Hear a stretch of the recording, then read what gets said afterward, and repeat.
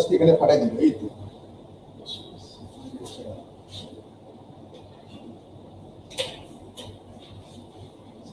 আমি তো শুরু করেন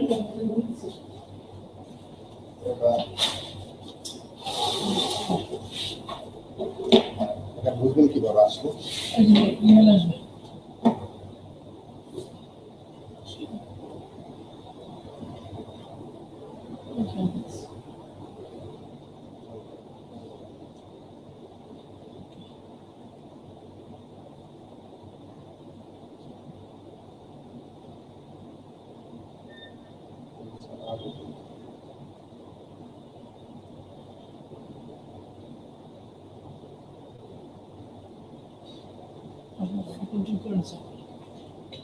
আচ্ছা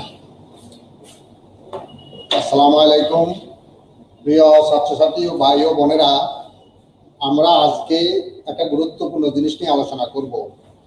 35 থেকে 41তম বিসিএস এ অতীতে যে প্রশ্নগুলো আসছে এই প্রশ্নগুলো নিয়ে একটা আলোচনা করবো। আমরা একটু ওয়েট করতেছি আমাদের, আপনারা জানেন আমাদের মমিন ভাই উনি এইসব বিষয়ে খুব এক্সপার্ট। আমাদের উনি পর্দায় জিনিসটা দিয়ে দিবে, পর্দায় যখন জিনিসটা দিয়ে দিবে তখন আপনাদের দেখতে অনেক সুবিধা হবে, তখন আমি প্রশ্নগুলো নিয়ে অ্যানালাইসিস করুন।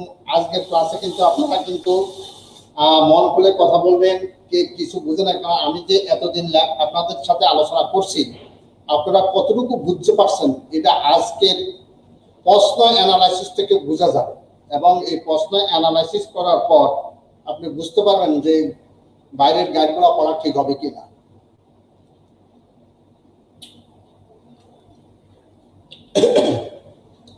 তো এখনো কিন্তু এখানে আসে নাই, প্রশ্নগুলো এখানে আসে নাই। আপনারা একটু সবাই জয়েন করেন, সবাই মোটামুটি জয়েন করছে। আপনাদের প্রতি আমার রিকোয়েস্ট, আজকে আপনারা 2 ঘন্টা একটু উপস্থিত থাকবেন, কারণ আজকে আমরা অনেক কিছু আলোচনা করব। আচ্ছা, গুড, ভেরি গুড। সবাই আমাকে সালাম দিচ্ছেন, আপনাদের সবাইকে ওয়ালাইকুম আসসালাম, আপনাদের সবাই ধন্যবাদ। আচ্ছা, আমরা 41তম থেকে শুরু করি। 41তম থেকে আমরা শুরু করি।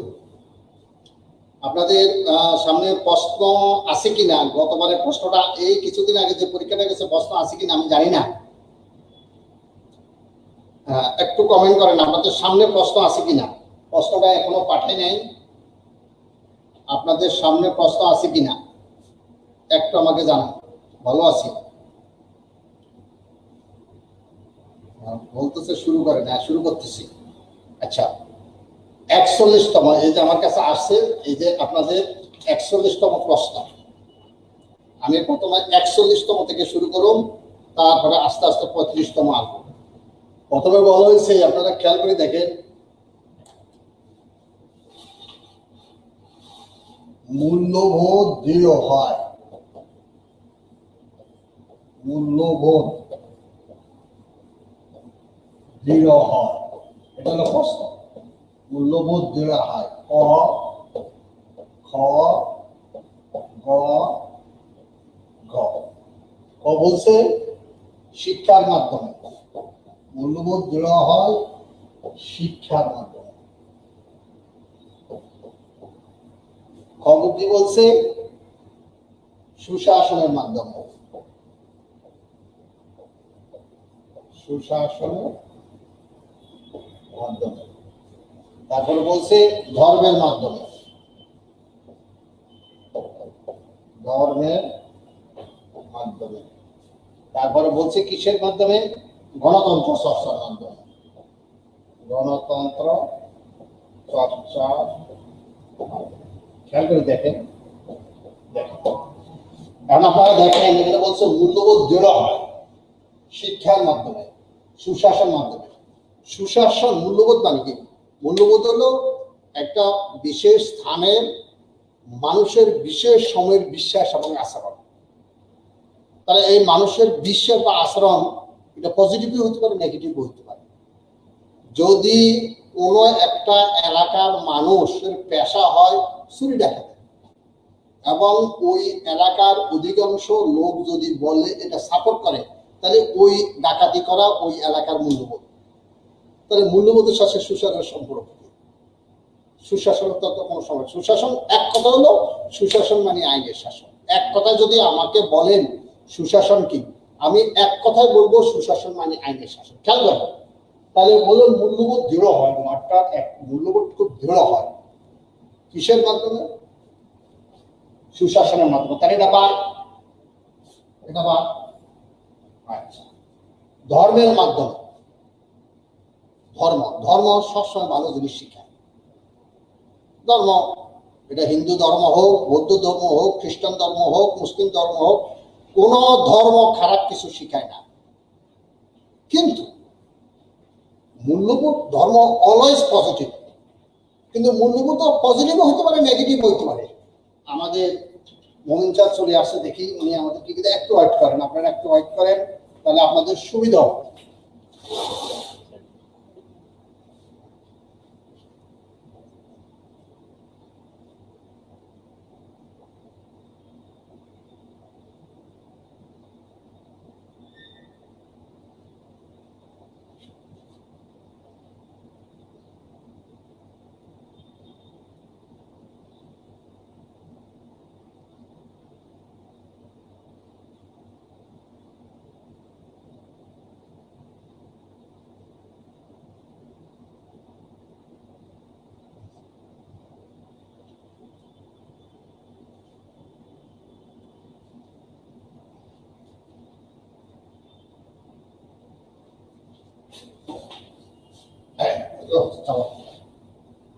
অনেক ধন্যবাদ আপনাকে, অনেক ধন্যবাদ। আচ্ছা, আপনারা কমেন্ট করে জানান তো দেখতে পান কিনা, একটু দেখতে পান কিনা, একটু দ্রুত বলেন, দ্রুত বলেন।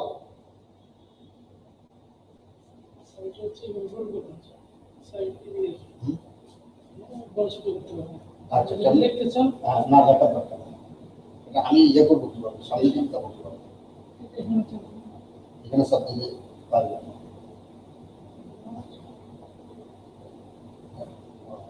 ওখানে যাবে, সামনে যাবে, এখন কি স্যার এখানে আছে। আচ্ছা, একটা কথা নিয়ে আসেন। আচ্ছা,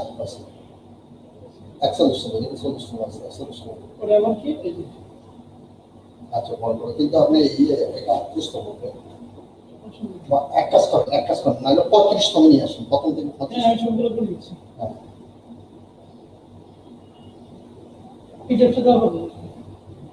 আপনাদেরকে পিডিএফও দেওয়া হবে, পিডিএফ দেওয়া হবে ক্লাস শেষে।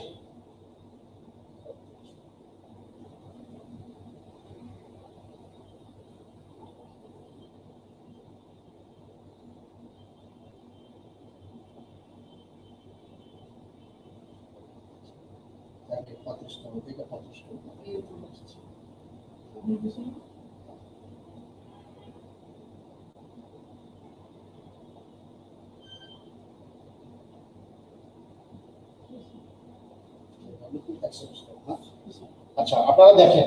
আচ্ছা, কোনো না কলমকার কোনো মানে ওই যে কাঠি আছে, হ্যাঁ লাঠি বের করে আমি দেখিয়ে দেন না। আচ্ছা, দেখেন। আচ্ছা, ওকে, দেখেন 41তম পদ থেকে প্রথমে হলো মূল্যবোধ দৃঢ় হয় শিক্ষার মাধ্যমে, সুশাসনের মাধ্যমে, ধর্মের মাধ্যমে, গণতন্ত্র চর্চার মাধ্যমে। কিন্তু আমাদের উত্তর হলো শিক্ষার মাধ্যমে। কেন কেন এটা আমি বলি, এখন আপনাদেরকে বলি, আপনারা আমরা তো দেখতে পাচ্ছেন। আচ্ছা, কেন শিক্ষার মাধ্যমে এটা আমি ব্যাখ্যা করি আপনাদেরকে। ওকে, শুনুন। ওকে, সুশাসন মানে কি? সোজা কথায় সুশাসন মানে আইনের শাসন, এক কথায় সুশাসন মানে আইনের শাসন। কিন্তু মূল্যবোধ জিনিসটা মানুষের বিশ্বাস এবং আচরণের সমষ্টি মানে মূল্যবোধ, এবং এক একটা দেশের মূল্যবোধ এক এক ধরনের হয়। জাপানিদের আচরণ দেখবেন, জাপানিরা এবং চীনারা যদি কোনো বয়স্ক মানুষ দেখে, ওরা দেখবেন এভাবে করে, এভাবে মাথাটা নিয়ে ফেলায়, এভাবে মাথাটা নিয়ে ফেলায়। আর এই আমাদের দেশে বাংলাদেশে বা আমরা যখন কোনো বয়স্ক লোকদের দেখে আমরা উঠে দাঁড়াই, আবার দেখবেন পাশ্চাত্য অনেক দোষে তারা কি করে হাতটা বাড়ায় দেয়, আমরাও হাত বাড়াই সমবয়সীদের। তাহলে সুশাসন মানে হলো আইনের শাসন। তাহলে সুশাসনের সাথে মূল্যবোধের কোনো সম্পর্ক নাই, বুঝতে পারছেন? আচ্ছা, এখন আসেন ধর্ম। আচ্ছা, আপনারা ক্লাসটা করেন, পিডিএফ ক্লাসের শেষে আপনাদের পিডিএফ দিয়ে দেওয়া হবে। হ্যাঁ, এখানে বোঝা যায় না? বোঝা যায়? হ্যাঁ, আপনারা আর আপনারা যদি চাই এখনই পিডিএফ দিয়ে দিবে। আপনারা যদি চান এখনই পিডিএফ, আমি চাই ক্লাসটা শেষে পিডিএফ দিয়ে দেওয়া হবে, আপনারা ক্লাসটা বুঝেন। ওকে, আচ্ছা আসেন। আচ্ছা, কি দেখা বলছে দেখা যায় না, এটা কি বলছে? এটা সবসময় পিডিএফ তো বড় করলে সিঙ্গেল সিঙ্গেল করতে হবে। আচ্ছা আচ্ছা, এখন দেখা যায়। আচ্ছা শুনুন, আচ্ছা আমি আচ্ছা ঠিক আছে দেখেন, তাহলে মূল্যবোধ দৃঢ় হয়। মূল্যবোধ হলো একটা এলাকা বা সমাজ বা রাষ্ট্রের বিশ্বাস ও আচরণের সমষ্টি, আর সুশাসন হলো আইনের শাসন। মূল্যবোধ ভালো হইতে পারে, খারাপ হইতে পারে, সুতরাং আইনের শাসনের সাথে বা সুশাসনের সাথে মূল্যবোধের কোনো সম্পর্ক নাই। তারপরে ধর্মের মাধ্যমে, ধর্ম অলওয়েজ পজিটিভ, ধর্ম সবসময় ইতিবাচক কথা বলে। হিন্দু ধর্ম হোক, বৌদ্ধ ধর্ম হোক, খ্রিস্টান ধর্ম হোক, ধর্ম মানুষকে সবসময় ইতিবাচক কথা বলে, কিন্তু মূল্যবোধ ইতিবাচক হইতে পারে, নেতিবাচক হইতে পারে। ঠিক আছে, তারপরে মূল্যবোধের ধর্মের মাধ্যমে মানুষ ভালো মূল্যবোধ শিখে, কিন্তু মূল্যবোধ যে সবসময় ভালো হবে এমন কোনো কথা নয়, মূল্যবোধ খারাপ হইতে পারে। আচ্ছা, গণতন্ত্র চর্চার মাধ্যমে, গণতন্ত্র চর্চা ভালো, কিন্তু গণতন্ত্র চর্চার মাধ্যমে আপনি মানুষ যা বিশ্বাস করে সেখান থেকে কিন্তু আপনি তাদেরকে কিন্তু পিছু লাগাতে পারবেন না। কিন্তু শিক্ষা এমন একটা জিনিস, শিক্ষার মাধ্যমে মানুষ মূল্যবোধ কি করে, মানুষ যদি মনে করে মূল্যবোধটা খারাপ মূল্যবোধ, কিন্তু শিক্ষার মাধ্যমে আস্তে আস্তে মানুষ খারাপ মূল্যবোধ ত্যাগ করে ভালো মূল্যবোধ গুলা গ্রহণ করে। আমরা একটা উদাহরণ দিই, আজ থেকে 300 বা 400 বছর আগে এই ভারতীয় উপমহাদেশে একটা মূল্যবোধ ছিল সতীদাহ প্রথা, কিন্তু শিক্ষা, সভ্যতা, সংস্কৃতির প্রভাবে সেই মূল্যবোধটা এখন আর নাই।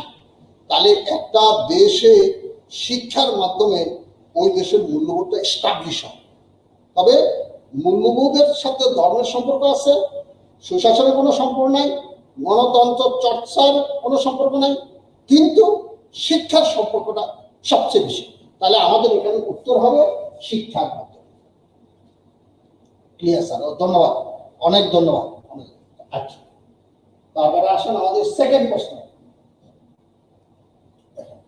কোন মূল্যবোধ রাষ্ট্র, সরকার এবং গোষ্ঠী কর্তৃক স্বীকৃত হয়? সামাজিক মূল্যবোধ, গণতান্ত্রিক মূল্যবোধ, ইতিবাচক মূল্যবোধ? আসেন আমি আপনাদেরকে বলি। প্রথমে রাষ্ট্রের কথা বলি। রাষ্ট্র একটা নৈতিক প্রতিষ্ঠান, মনে রাখবেন, রাষ্ট্র একটা ইথিক্যাল ইনস্টিটিউশন। রাষ্ট্র সৃষ্টি হয়েছে মানুষের সার্বিক কল্যাণের জন্য, রাষ্ট্র সৃষ্টি হয়েছে মানুষের নৈতিক উন্নয়নের জন্য, রাষ্ট্র সৃষ্টি হয়েছে মানুষের ব্যক্তিত্ব বিকাশ করার জন্য, রাষ্ট্র সৃষ্টি হয়েছে মানুষের পজিটিভ সাইড লালন করার জন্য। তাহলে রাষ্ট্রের সাথে নৈতিকতার একটা সম্পর্ক আছে।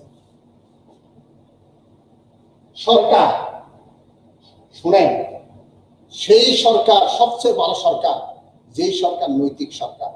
একটা সরকার যদি নীতিবান কাজ করে, ওই সরকারকে আপনার পছন্দ হোক আর না হোক, কিন্তু আপনি মনে মনে সেই সরকারকে ভালোবাসবেন যে সরকার তো নৈতিক কাজ করছে। গোষ্ঠী, গ্রুপ, একটা গ্রুপ যেগুলো বড় গ্রুপ হইতে পারে, ছোট গ্রুপ হইতে পারে।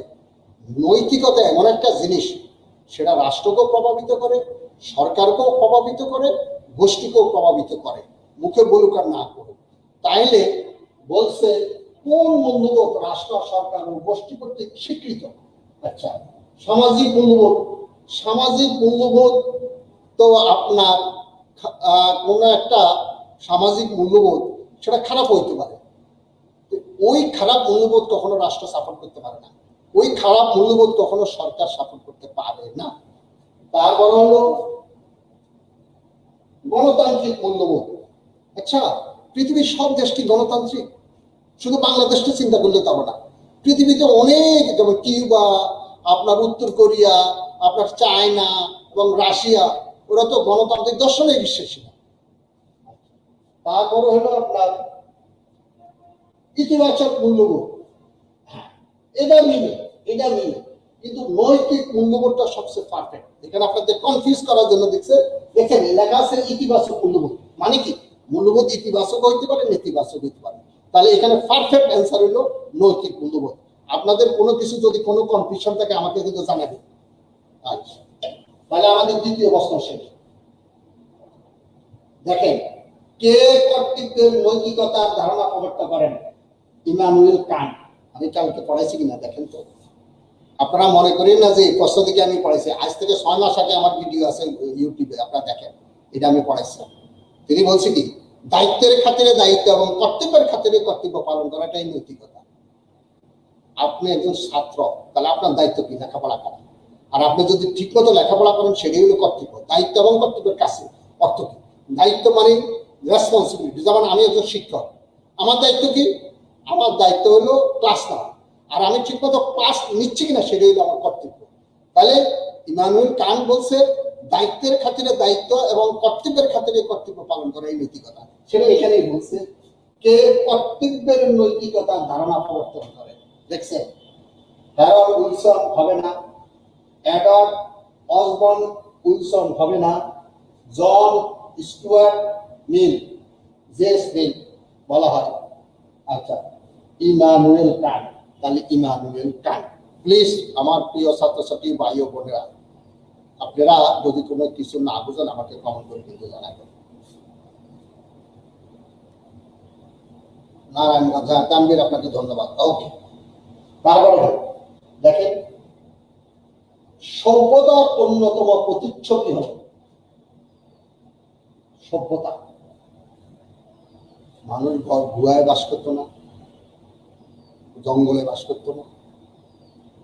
মানুষ প্রথম অবস্থায় কি ছিল? মানুষ তো পোশাক পরিচিত করতো না, কিন্তু কালের বিবর্তনে মানুষ প্রথমে কি সৃষ্টি করছে? সমাজ সৃষ্টি করে না? মানুষ সমাজবদ্ধভাবে থাকে না? রাষ্ট্র সৃষ্টি হচ্ছে তো গতকাল। রাষ্ট্র তো গতকাল সৃষ্টি হয়েছে, কিন্তু শত শত হাজার হাজার বছর আগে মানুষ কিন্তু দলবদ্ধ হয়ে বাস করছে। এই যে দলবদ্ধ হয়ে বাস করা, বিপদে আপদে একে অন্যের উপকার করা, সবাইকে মিলে কাজ করা, পশু শিকার করার জন্য মানুষ যে গোষ্ঠীবদ্ধ হয়েছে, এই গোষ্ঠীবদ্ধ হওয়াটাই তো সমাজ। তাইলে সমাজ সৃষ্টি করা মানে কি? মানুষ বুঝতে পারছে যে বিপদে আপদে সবাই যদি একত্রিত না হই তাহলে আমরা আমাদের অস্তিত্ব ঠিকই রাখতে পারবো না। আমরা যদি পশু শিকার করতে চাই একা একা পারবো না, আমরা সবাই মিলে পশু শিকার করব। এবং তারা কি করে? পশু শিকার করে সবাই কিন্তু খেয়ে ফেলত। ওই পশু কিন্তু সংরক্ষণ করার কোনো উপায় ছিল না। আর যখন তারা পশু শিকার করতে পারতো না তখন তখন উপাস থাকতো। কিন্তু তাদের মধ্যে যে একটা বন্ধন, ওই যে আম গাছ, জাম গাছ, বাঁশ ঝাড় যেন মিলেমিশে আসে, ওরা আত্মীয় হেন, এই যে স্পিরিট, এটা সৃষ্টি হয়েছে সমাজের মাধ্যমে। তাহলে এখানে বলছে সভ্যতার অন্যতম রাষ্ট্র, অবশ্যই রাষ্ট্র সভ্যতার, মানুষ যত বেশি সভ্য হয়েছে রাষ্ট্র সৃষ্টি হয়েছে, এটাও কারেক্ট। সুশাসন, কারণ মানুষ সভ্যতার সাথে সাথে আইনের শাসন শিখছে, এটাও কারেক্ট। নৈতিকতা, মানুষ অবশ্যই যত বেশি শিক্ষিত হয়েছে, সভ্য হয়েছে, তখন সে ভালো মন্দ শিখতে বুঝছে, এটাও কারেক্ট। সবচেয়ে বেশি কারেক্ট কোনটা? সমাজ। মানুষ যখন পোশাক টাশাক করতো না, আপনার পশুর চামড়া অথবা গাছপালা দিয়ে লজ্জা নিবারণ করত, পরে আস্তে আস্তে আস্তে মানুষ তখন বুঝতে পারছে, তাদের একটা ব্রেন হয়েছে যে আমরা একসাথে থাকলে আমরা কিন্তু বেঁচে থাকবো। এই যে একটা আবিষ্কার, সেটা প্রথমে কি? সোসাইটি। তাহলে সভ্যতা, দেখেন এখানে প্রশ্নটা কি? সভ্যতার অন্যতম, তার মানে ওরা বুঝে রাষ্ট্র কিন্তু সভ্যতার ছবি, সুশাসনে কিন্তু রাষ্ট্র সভ্যতার প্রতিচ্ছবি, নৈতিকতা কিন্তু সভ্যতার প্রতিচ্ছবি। অন্যতম বলতে বোঝাচ্ছে সবচেয়ে গুরুত্বপূর্ণ প্রতিচ্ছবি হলো সোসাইটি।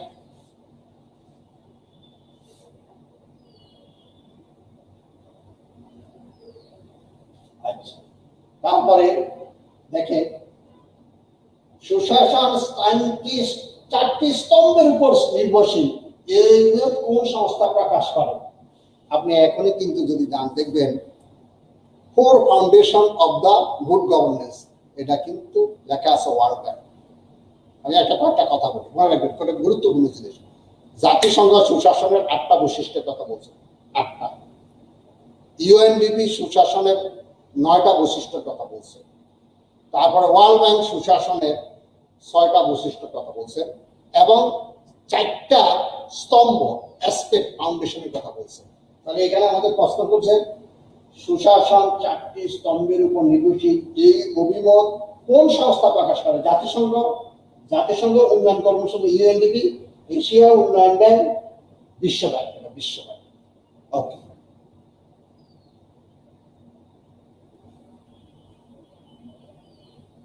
তারপরে কি বলছে? রাষ্ট্রের সকল ক্ষেত্রে উন্নয়নের জন্য সুশাসন আবশ্যক। কে যুক্তি করছেন? এইচডি স্টেইন, জন স্পিড, এনডব্লিউ পাম্পে, মিশেল ক্যান্ডেসাস। এটা কিন্তু আমরা আমাদের পলিটিক্যাল সায়েন্সে পড়ছি, এটা বুঝাবে কেউ নাই, শুধু এতটুকু মনে রাখেন এই যে মিশেল ক্যান্ডেসাস বলছে রাষ্ট্রের সকল ক্ষেত্রে উন্নয়নের জন্য সুশাসন আবশ্যক। অর্থাৎ সুশাসন যদি থাকে তাহলে সামাজিক উন্নয়ন হবে, রাজনৈতিক উন্নয়ন হবে, অর্থনৈতিক উন্নয়ন হবে, সাংস্কৃতিক উন্নয়ন হবে। আশা করি আপনারা বুঝতে পারছেন। আচ্ছা, অনেকে বলছেন এই যে আমি সুন্দর একটা বসে সব একরকম মনে হয়। এই যে এখানেই তো আপনার বুদ্ধিমত্তা।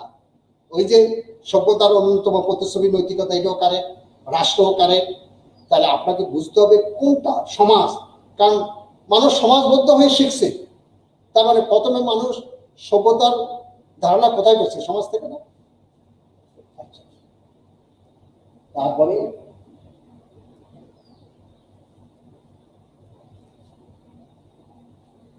আচ্ছা আচ্ছা মূল্যবোধের গুরুত্বপূর্ণ বৈশিষ্ট্য হলো, আমি আপনাদেরকে পড়াইছি না, মূল্যবোধ আপেক্ষিক। মূল্যবোধ এক এক জায়গায় এক এক ধরনের হয়। ঢাকার মূল্যবোধ আর আমেরিকার মূল্যবোধ এক না। জাপানের মূল্যবোধ আর আপনার এই যে আপনার জার্মানির মূল্যবোধ এক না। তাহলে মূল্যবোধের গুরুত্বপূর্ণ বৈশিষ্ট্য বিভিন্নতা। তাহলে এক এক জায়গার মূল্যবোধ, তাহলে এটাও মানে পরিবর্তনশীলতা। আজ থেকে 100 বছর আগে যে মূল্যবোধ ছিল শিক্ষা, সভ্যতা, সংস্কৃতির প্রভাবে সেই মূল্যবোধ পরিবর্তন হয়ে যায়, তাহলে এটাও মানে আপেক্ষিকতা। আমার কাছে আপনার জেলা কোনটা? কিশোরগঞ্জের মূল্যবোধ আর নোয়াখালীর মূল্যবোধ এক না। কিশোরগঞ্জের মানুষ একটু সহজ সরল সিম্পল, নোয়াখালীর মানুষ একটু কি বলবো একটু রুক্ষ টাইপের। তাহলে দেখেন এটাই হলো আপেক্ষিকতা। আবার বলছে উপরের শব্দ, তাহলে কারেক্ট কি? তাহলে মূল্যবোধ পরিবর্তনশীল, এটাও কারেক্ট। মূল্যবোধ বৈচিত্র্যময়, এটাও কারেক্ট। এক এক জায়গার মূল্যবোধ এক এক ধরনের, এটাও কারেক্ট। উপরের শব্দ, তাহলে উপরের শব্দ। দেখছেন কমন পড়া কমন করেছে। আচ্ছা, তারপরে এটা আমি কি বলবো, এই জাতীয় প্রশ্ন পাবলিক সার্ভিস কমিশন করে, এটা আমার সাবজেক্ট। এটা হলো এই যে প্লেটো সদ্গুণ বলতে বুঝিয়েছেন প্রজ্ঞা, সাহস, আত্মনিয়ন্ত্রণ, ন্যায়। উনি বলছে ওই ব্যক্তির ভার্চুয়াল মানে সদ্গুণ, যা প্রজ্ঞা মানে উইজডম থাকবে, উইজডম প্রজ্ঞা থাকবে, সাহস যে সিংহের মতো সাহস থাকবে, আত্মনিয়ন্ত্রণ যে নিজেকে কন্ট্রোল করতে পারবে, আমরা অনেকে নিজেকে কন্ট্রোল করতে পারবে, এবং ন্যায় যে ভালো মন্দ বুঝতে পারবে, সেটাকে তিনি সদ্গুণ বলছেন। এটা বলছেন প্লেটো। তাহলে উত্তর হলো পলিটিক্যাল আইডিয়াস গ্রন্থের লেখক ম্যাকিয়াভেলি না, ম্যাকিয়াভেলির গ্রন্থের নাম হলো দ্য প্রিন্স। প্লেটো না, প্লেটোর গ্রন্থের নাম হলো দ্য রিপাবলিক। অ্যারিস্টটলের গ্রন্থের নাম হলো আপনার দ্য পলিটিক্স। তাহলে এই গ্রন্থের লেখককে বাকি থাকে কে? রাসেল। তাহলে রাসেল। তাহলে প্লেটোর গ্রন্থের নাম আপনারা জানেন দ্য রিপাবলিক। আচ্ছা, ম্যাকিয়াভেলির গ্রন্থের নাম, বিখ্যাত গ্রন্থ দ্য প্রিন্স, আপনারা জানেন। তারপরে অ্যারিস্টটলের গ্রন্থের নাম হলো দ্য পলিটিক্স, আপনারা জানেন। তাহলে বাকি আছে কি? বাকি আছে রাসেল। তাহলে পলিটিক্যাল আইডিয়াস গ্রন্থের লেখক হলো রাসেল। গণপ্রজাতন্ত্রী বাংলাদেশ সংবিধানে কোন অনুচ্ছেদে জনস্বাস্থ্য ও নৈতিকতার বিষয়টি আলোচিত আছে? এটা তো আপনাদের 18 অনুচ্ছেদে বলা আছে রাষ্ট্র যে জনস্বাস্থ্য এবং নৈতিকতার উপর জোর দিবে, সংবিধানের 18 অনুচ্ছেদে বলা আছে।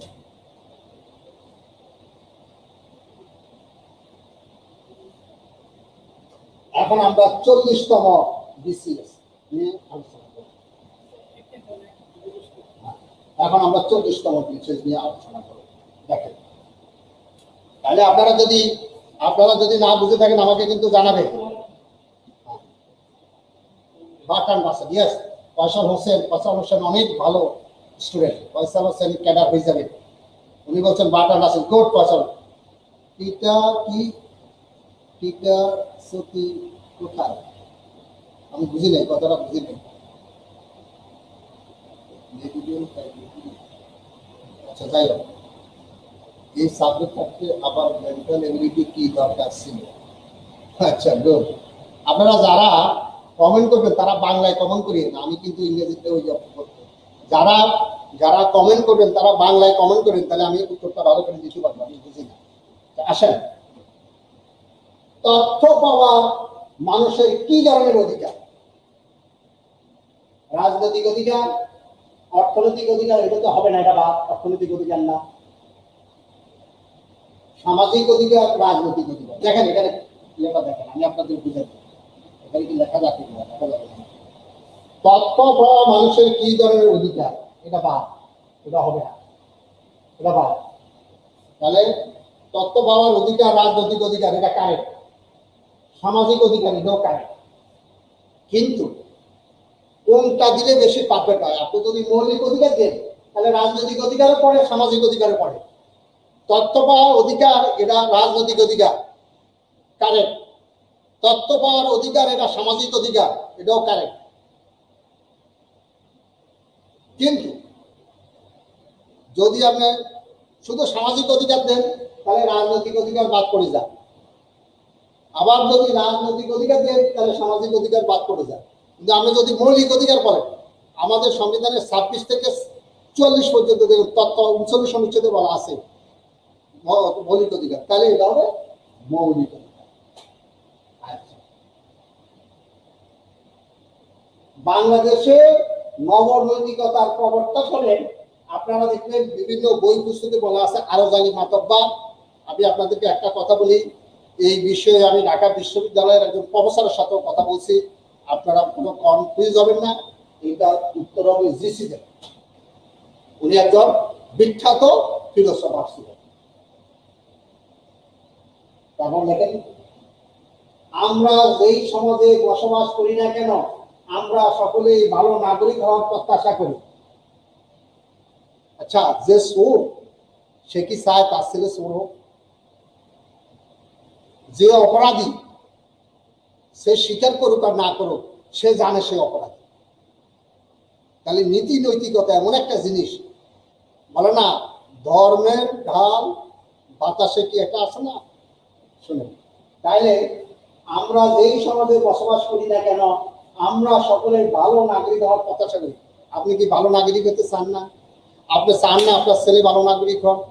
আপনি চান না জন্ম থেকে মৃত্যু পর্যন্ত ভালোভাবে চলাফেরা করতে? আপনি চান না সত্য কথা বলতে, মিথ্যা কথা বর্জন করতে? সবাই চায়। তাহলে এটা কি? আর এই যে ভালো হওয়া, এটা কি নৈতিক না? তাহলে এটা কি নৈতিক অনুশাসন, রাজনৈতিক ও সামাজিক অনুশাসন, আইনের শাসন, আইনের অপরাধ? তাহলে দুটাই তো যায়, এটা নৈতিক অনুশাসন। সবাই ভালো হতে চায়। যে চোর, সেও চায় না তার ছেলে চোর হোক। যে চোর, সেও জানে সে অপরাধী, সেও কিন্তু মনে মনে অনুতপ্ত হয়। কিন্তু আর্থসামাজিক অবস্থার কারণে অনেকে চুরি করতে হয়তো বাধ্য হয়, মিথ্যা কথা বলতে বাধ্য হয়। কিন্তু জন্মগতভাবে সবাই প্রত্যাশা করে ভালো থাকতে। এই যে ভালো থাকতে চায়, এটা নৈতিক না, তাহলে এটা একটা নৈতিক অনুশাসন। অনেক বই তো রাজনৈতিক অধিকার দেওয়া আছে, যে আমার প্রিয় অনেক বই তো রাজনৈতিক অধিকার দেওয়া আছে। স্যার আরো খালি মাতাপা নিয়ে একটু আলোচনা করুন, প্লিজ করুন। আরজ আলী মাতাব্বরকে বলা হয় বাংলার সক্রেটিস। এবং আরজ আলী মাতাব্বর তিনি এই যে আমাদের দেশের তথাকথিত ধর্মীয় কুসংস্কার বিরুদ্ধে কিন্তু ইয়া করছেন। আরজ আলী মাতাব্বরও একজন ফিলোসোফার, নো ডাউট, কিন্তু এখানে উত্তরটা বুঝেছি যে আবার আমার আরেকবার ভাই বা বোন আমি জানি না, বলছি অনেক বইতে রাজনৈতিক অধিকার দেওয়া আছে, কারেক্ট, তত্ত্ব পাওয়ার অধিকার রাজনৈতিক অধিকার, কিন্তু পারফেক্ট হলো মৌলিক অধিকার, কারণ মৌলিক অধিকার দিলে সবগুলা কভার করে, কিন্তু এখানে উত্তর হবে মৌলিক অধিকার। মুকসুদুল ইসলাম, আচ্ছা গরিব কেনা, আচ্ছা যাই হোক স্যার আমাকে একটু দোয়া করবি। হ্যাঁ দোয়া করতেছি ইনশাল্লাহ। আচ্ছা আসেন, এখন আসেন, এই যে দেখেন, এই যে সভ্য সমাজের মানদণ্ড হলো গণতন্ত্র। সভ্য সমাজের মানদণ্ড গণতন্ত্র। পৃথিবীর অনেক দেশে গণতন্ত্র আছে, ইসরায়েলের গণতন্ত্র আছে না, কিন্তু অসভ্য কাজ করে না। এই মাই ডিয়ার প্রিয় ছাত্রছাত্রীবৃন্দ, এখানে বলছে সভ্য সমাজের মানদণ্ড গণতন্ত্র, কারেক্ট, কিন্তু গণতন্ত্র থাকলে মানুষ সভ্য হবে না। ইসরায়েলি কিন্তু 100% গণতন্ত্র, কিন্তু ইহুদিদের ভূমিকায় নিচ্ছে, শত শত ফিলিস্তিনিকে হত্যা করছে। সংবিধান, অবশ্যই সভ্যতার মানদণ্ড সংবিধান। আপনার মায়ানমারও তো সংবিধান আছে, আছে না? তাহলে ওদের কি আপনি সভ্য বলবেন? মায়ানমার কি ভালো রাষ্ট্র?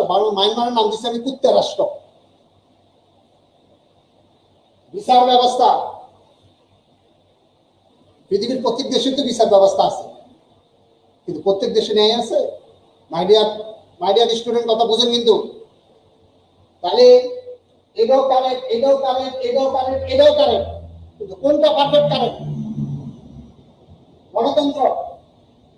ইসরায়েলে গণতন্ত্র আছে, কিন্তু ইসরায়েলকে জাতিকে আমরা সভ্য বলবেন?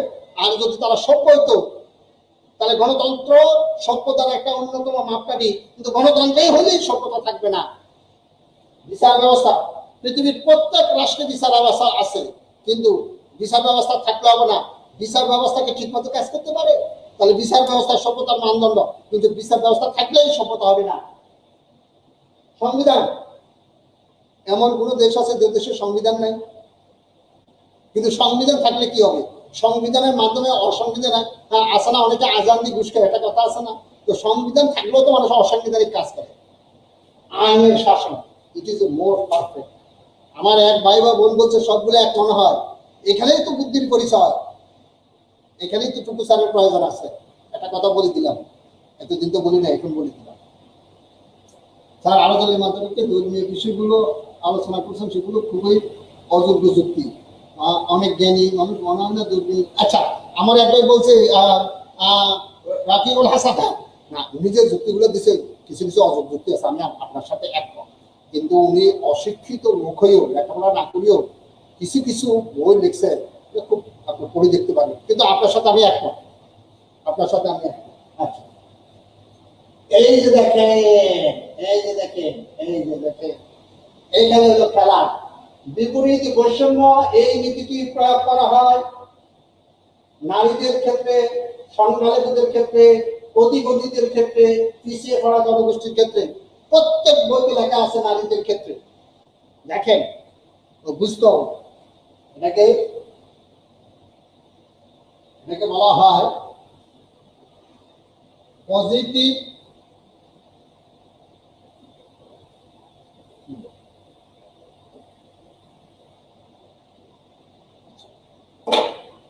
শোনেন, আমাদের সংবিধানে লেখা আছে না নারী পুরুষের সমান অধিকার, বলা আছে, কিন্তু আবার কোটার কথা বলা আছে। এক জায়গায় বলা আছে নারী পুরুষের সমান অধিকার, আবার বলা আছে কোটা। তাহলে এটা কি মনে হয় না পরস্পর বিপরীত? এটা একটা বৈষম্য না? বৈষম্য, কিন্তু ওটা একটা ইতিবাচক বৈষম্য। কেন ইতিবাচক বৈষম্য? কারণ পুরুষ আছে এখানে, নারী আছে এখানে, এখন পুরুষ উপরে নারী নিচ্ছে। এখন যদি বলেন নারী পুরুষের সমান অধিকার, কিন্তু নারীরা তো এখন পুরুষের সাথে সমানভাবে প্রতিযোগিতা করতে পারবে না। কেন পারবে না? কারণ পুরুষ জন্মগতভাবে আগে আছে, নারী আছে পিছিয়ে। তাহলে নারী যদি পুরুষের সাথে প্রতিযোগিতা করতে হয়, নারীকে এখানে উঠাইতে হবে, আর এখান থেকে এখানে উঠাইতে হলে তাকে আপনাকে কিছু সুযোগ দিতে হবে, কিছু অপরচুনিটি দিতে হবে, কিছু বৈষম্য করতে হবে। এটাকে বলে পজিটিভ ডিসক্রিমিনেশন বা অ্যাফার্মেটিভ অ্যাকশন। এখন দেখেন এখানে কি বলছে, এখানে বলছে বিপরীত বৈষম্য। এটার ইংরেজি হলো পজিটিভ ডিসক্রিমিনেশন, অর্থাৎ সমান অধিকার থাকলেও কিছু কিছু ক্ষেত্রে কিছু কিছু লোককে বিশেষ সুবিধা দিতে হবে। তাহলে নারীদের কিছু ক্ষেত্রে, নারীরা যেহেতু পিছিয়ে আছে, নারীদের সুযোগ সুবিধা দিতে হবে কারে? সংখ্যালঘুরা, যেহেতু সংখ্যালঘুরা যেমন আমাদের দেশের চাকমা মরা আছে, এরা যেহেতু সংখ্যায় কম, শিক্ষা দিকে পিছিয়ে, তাহলে এদেরকেও কিছু সুযোগ সুবিধা দিতে হবে, এটাও কারে?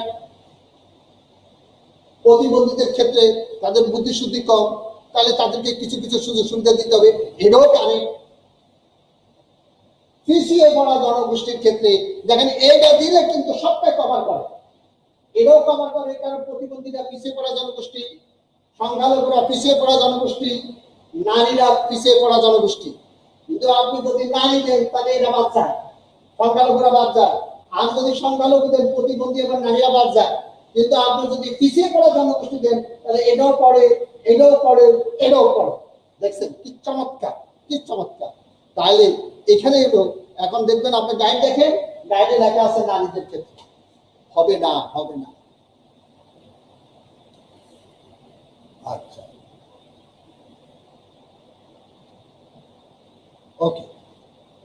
এই যে আমার এক ভাই বলছে সংখ্যালঘুদের ক্ষেত্রে অনেক বইয়ে দেওয়া আছে। মাই ডিয়ার ফেসবুক ফ্রেন্ডস, শোনেন, অনেক বইতে লেখা, কোন বইতে আছে আমি জানি না, থাকতে পারে। আমি কথা বলতেছি যুক্তি দিয়ে, মনে রাখবেন আমি মোহাম্মদ আবু নাসের টুকু, কখনো না জেনে কথা বলি না। আমি যদি কোনো কিছু না জানি, আমি আপনাদের কাছে সরাসরি বলে দিয়ে ক্ষমা চাই যে বিষয়টা আমি জানি না, আমি জেনে আপনাদেরকে বলব। আমি একজন শিক্ষক হিসাবে আপনাদেরকে ভালোবাসি, আপনাদের পছন্দ করি। আমি আগেই বলছি সংখ্যালঘুরাও কারেক্ট, নারীরাও কারেক্ট, প্রতিবন্ধীরাও কারেক্ট, কিন্তু পিছিয়ে পড়া জনগোষ্ঠী দিলে কিন্তু সবটা কভার করে। কারণ নারীরা পিছিয়ে আছে, সংখ্যালঘুরা পিছিয়ে আছে, প্রতিবন্ধীরা পিছিয়ে আছে। এখানেই তো আপনার মুন্সিয়ানা। আমার প্রবাদ ইসলাম, আপনাকে ধন্যবাদ স্যার। কিন্তু মূল্যবোধ মানুষের বাহ্যিক ও আত্মনৈতিক আচরণ নিয়ন্ত্রণ করে, আর নৈতিকতা শুধু আপনি, এটা সম্পর্কে একটু বলবেন? না, এটা তো আপনি তো ভুল বলছেন। মূল্যবোধ মানুষের বাহ্যিক আচরণ নিয়ন্ত্রণ করে, আর নৈতিকতা বাহ্যিকও করে, ভিতরটাও করে। যেমন আপনি মনে মনে কাউকে খারাপ চাইছেন, এটা তো কেউ দেখে নাই, কিন্তু আপনার ভিতর, এটা ভিতরের ব্যাপার, কিন্তু নৈতিকভাবে আপনি কাজটা কিন্তু ভালো করেন নাই। তার মানে মূল্যবোধ শুধু বাহ্যিক দিকটা দেখে, আর নৈতিকতা মানুষের বাহ্যিক দিকটা দেখে, ভিতরের দিকটা দেখে। এগুলো পরে আলোচনা করবো। আপনারা ফোন করেন না কেন? আমি তো আমার ফোন নম্বর দিয়ে দিচ্ছি, আপনারা মিস কল দিয়ে জান, আমি ফোন দিব। আর টাকা না থাকলে আমার বলেন, আমি ওই 20 টাকা করে দিয়ে দিব, গড়ে সবাই 20 টাকা করে দিয়ে দিব। 50 টাকা দিতে পারবো না, আমি দিয়ে দিব। ছোটখাটো চাকরি করি, আপনার ছাত্র, ক্লাস চাকরি পাওয়ার পর আমার রিটার্ন দিয়ে দিয়ে। স্যার ফ্রিডম ফাইটার কে পিছিয়ে আছে না? ফ্রিডম ফাইটারটা পিছিয়ে না, ফ্রিডম ফাইটারটা, এই জন্য তো আমি ফ্রিডম ফাইটারদের 20% না 25 যেটা আমি সাপোর্ট করি না। চমৎকার, চমৎকার। আসেন, ওকে। এই যে মূল্যবোধের চালিকা শক্তি দেখি, ড্রাইভিং ফোর্স, ফাউন্ডেশন। মূল্যবোধ কিসের উপর দাঁড়িয়ে থাকে? উন্নয়ন।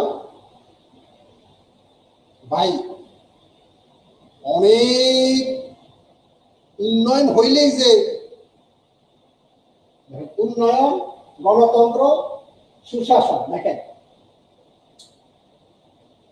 মূল্যবোধের সাথে উন্নয়নের কিছুটা সম্পর্ক থাকতে পারে। মূল্যবোধ কি? মানুষের বিশ্বাস ও আচরণের সমষ্টি। এখানে আপনি কি গরিব না আপনি কোটিপতি সেটা বিবেচ্য বিষয় না, মানুষের বিশ্বাস এবং আচরণ, এবং এক একটা সমাজ, এক একটা রাষ্ট্রের বিশ্বাস এবং আচরণ এক এক ধরনের। তাহলে মূল্যবোধের সাথে উন্নয়নের সামান্য সম্পর্ক থাকলেও সরাসরি কোনো সম্পর্ক নাই। গণতন্ত্র, গণতন্ত্র একটা রাজনৈতিক বিষয়। যে সকল দেশে গণতন্ত্র নাই সে সকল দেশে কি মূল্যবোধ নাই? আছে। সুশাসন, সুশাসন মানে কি? আইনি শাসন। আমি আগে বলছি সুশাসনের সাথে মূল্যবোধের কোনো সম্পর্ক নেই। সংস্কৃতি মনে আমি আপনাদেরকে পড়াইছি, খেয়াল করে দেখেন। ভ্যালুস, নর্মস, কনভেনশন, কাস্টম, চারটার সম্মিলিত রূপ হলো কালচার। খেয়াল করে দেখেন। আমি যখন আপনাদের পড়াইছি আমি কি পছন্দ কি পড়াইছি ভাই প্রিয় ছাত্রছাত্রীবৃন্দ? মনে রাখবেন সংস্কৃতির দুইটা দিক আছে, একটা বস্তুগত দিক, একটা অবস্তুগত দিক। মানুষ কি পরে এটা তার সংস্কৃতি। যেমন আমি শার্ট পরে আছি, এটা আমার সংস্কৃতি, এটা বস্তুগত সংস্কৃতি। মানুষ ড্রেস আপ, মেকআপ, মানুষ কিভাবে সাজে এটা তার সংস্কৃতি, এটা বস্তুগত। মানুষের আর্ট অ্যান্ড ক্রাফট এটা বস্তুগত, দেখা যায়। মানুষের ওয়ে অফ লাইফ এটা বুঝা যায়, এটা বস্তুগত। কিন্তু অবস্তুগত কি? যেটা দেখা যায় না কিন্তু অনুভব করা যায়, সেটা হলো মূল্যবোধ, সেটা হলো নর্মস, সেটা হলো কনভেনশন, সেটা হলো কাস্টম। এই যে values plus norms plus convention plus custom, চারটা মিলি হয় সংস্কৃতির অবস্তুগত দিক। তাহলে বুঝতে পারছেন মূল্যবোধের সাথে সরাসরি সংস্কৃতির সম্পর্ক, কালচারের সম্পর্ক। আমি যখন প্রথম ক্লাসে পড়াইছি আপনাদের হয়তো মনে করতেছেন এটা স্যারে আবার এটা কি পড়াইতেছে? পড়াইতেছে মূল্যবোধ, চলে গেছে নর্মস, পড়াইতেছে মূল্যবোধ, চলে গেছে কনভেনশন, পড়াইতেছে মূল্যবোধ, চলে গেছে কাস্টম, পড়াইতেছে মূল্যবোধ, চলে গেল কালচার। কেন গেছে দেখছেন? কারণ values plus norms plus convention plus custom is equal two culture. তাহলে আমাদের উত্তর হবে সংস্কৃতি। স্যার জুম করেন, জুম করেন মানে কি? জুম।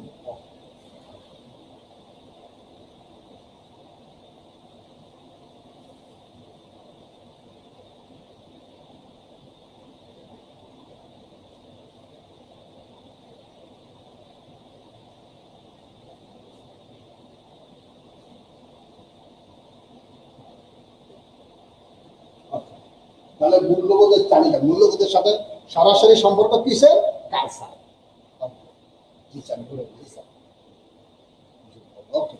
সুন্দর 7%, এই জন্য এটা সৌন্দর্যগত সংজ্ঞা। ধন্যবাদ ফেসবুক ইউজার। আসলে আপনারা আমি একেবারে সততার সহিত বলতেছি, আমি আপনাদের ক্লাস করি, আমি বুঝতে পারছি আপনাদের মধ্যে এত এত মেধাবী ছেলে মেয়ে। আমাদের সময় কিন্তু আমরা এত মেধাবী ছিলাম না। আসেন,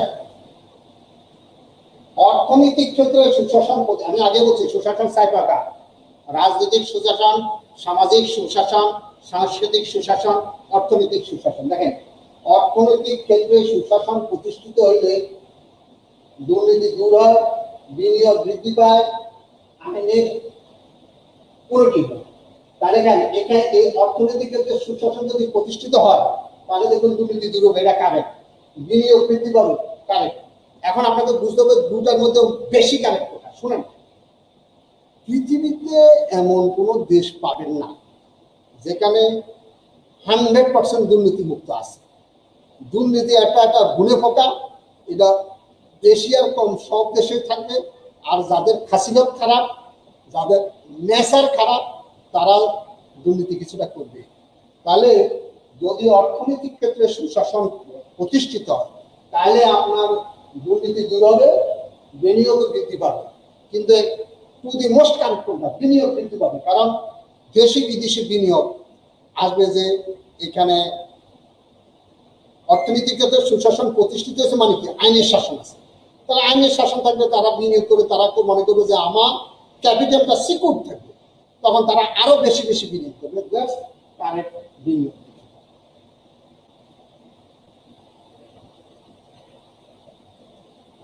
বস্তুগত সাথে সভ্যতার কি কোনো সম্পর্ক আছে? বস্তুগত সভ্যতার সাথে সম্পর্ক আছে। কি বলে? হ্যাঁ আছে। সংস্কৃতি এবং সিভিলাইজেশন মধ্যে পার্থক্য কি? Culture is what we are, civilisation is what we have. এখন আমাকে মিজানুর রহমান বলছে, স্যার বস্তুগত সংস্কৃতির সাথে সভ্যতার কি কোনো সম্পর্ক আছে? হ্যাঁ আছে। মিজানুর রহমান, ধন্যবাদ। মিজানুর রহমান সম্ভবত ভালো লেখাপড়া জানে, নাহলে এত সুন্দর প্রশ্ন করতে না। অবশ্যই সম্ভব। কারণ সিভিলাইজেশন কি? What we have, what we have মানে কি যা আমাদের আছে, যা আছে মানে কি দেখা যায়, দেখা যায় মানে কি বস্তুগত আছে। দেখেন মূল্যবোধ হলো, আমি পড়াইছি, মানুষের সঙ্গে মানুষের পারস্পরিক সম্পর্ক নির্ধারণ, কিছুটা দিক আছে।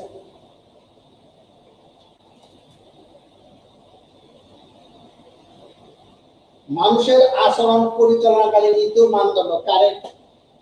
সমাজ জীবনে মানুষের সুখী হওয়ার প্রয়োজনীয় উপাদান, কিভাবে আপনি সুখী হবেন, মূল্যবোধ কি সেটা শিক্ষা।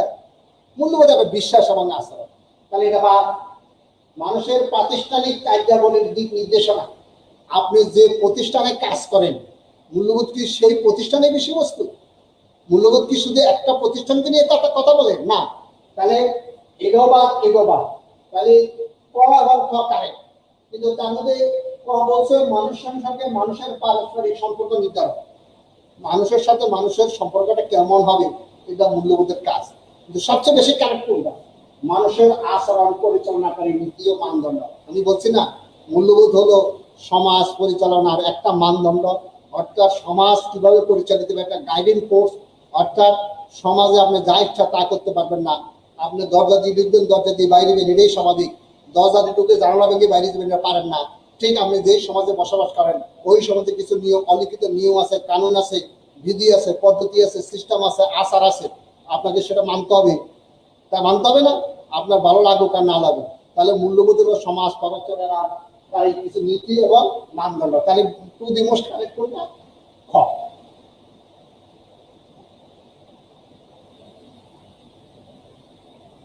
আচ্ছা, জাতিসংঘের অভিযোগ প্রচুরের সোশ্যাল লক্ষ্য উদ্দেশ্য দেখেন, এখানে বলেছে দারিদ্র বিমোচন, মৌলিক অধিকার রক্ষা, মৌলিক স্বাধীনতার উন্নয়ন, নারীদের উন্নয়নের সুরক্ষা। দেখেন এখানে এখানে আমার সাথে একটু ওই যে এটা কিন্তু আমি একমত না, মৌলিক স্বাধীনতার উন্নয়ন, কিন্তু আমার দৃষ্টিতে উত্তর হবে এটা।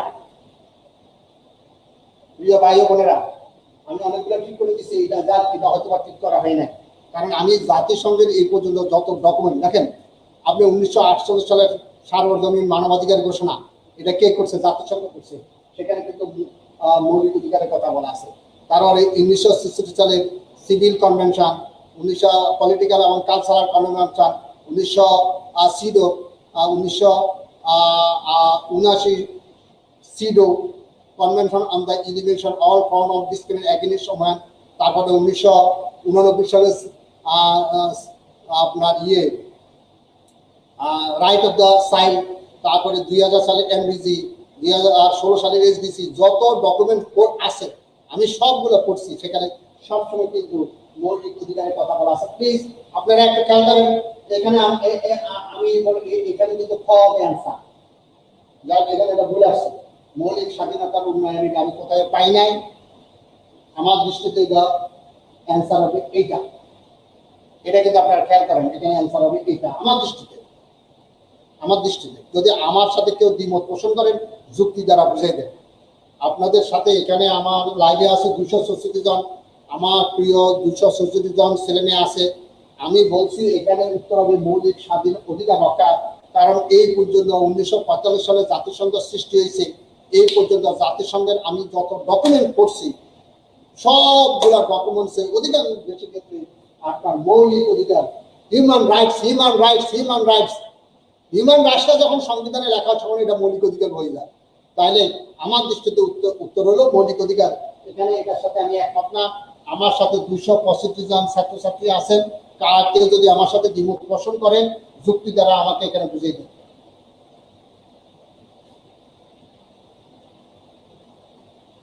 আচ্ছা, ওকে। তারপর হলো সুশাসন প্রতিষ্ঠায় নাগরিকদের কর্তব্য হলো, একটা দেশের সুশাসন প্রতিষ্ঠানে আমরা নাগরিক, আমাদেরও তো কিছু দায়িত্ব আছে, সব সরকার করে দিবে, আমাদের কিছু করার নাই। আমরা কি প্রজা? আমরা তো প্রজা, আমরা সিটিজেন, আমরা নাগরিক, আমাদেরও তো নাগরিক দায়িত্ব পালন করতে হবে। তাহলে আমরা কি দায়িত্ব পালন করি সুশাসন প্রতিষ্ঠানে? দেখেন, সরকার পরিচালনায় সাহায্য করা। আমরা সরকার পরিচালনায় সাহায্য করব, কিন্তু সরকার যদি অন্যায় কাজ করে সেই কাজে কি আমরা সাহায্য করবো? সেই কাজে তো আমরা সাহায্য করবো না। তাহলে এটা পারফেক্ট অ্যান্সার না। নিজের অধিকার ভোগ করা, আমি শুধু আমার অধিকার ভোগ করবো, আমার কি দায়িত্ব নেই? তাহলে এটাও কারেক্ট অ্যান্সার না। সৎভাবে ব্যবসা বাণিজ্য করা, হ্যাঁ, এটা নাগরিকদের দায়িত্ব।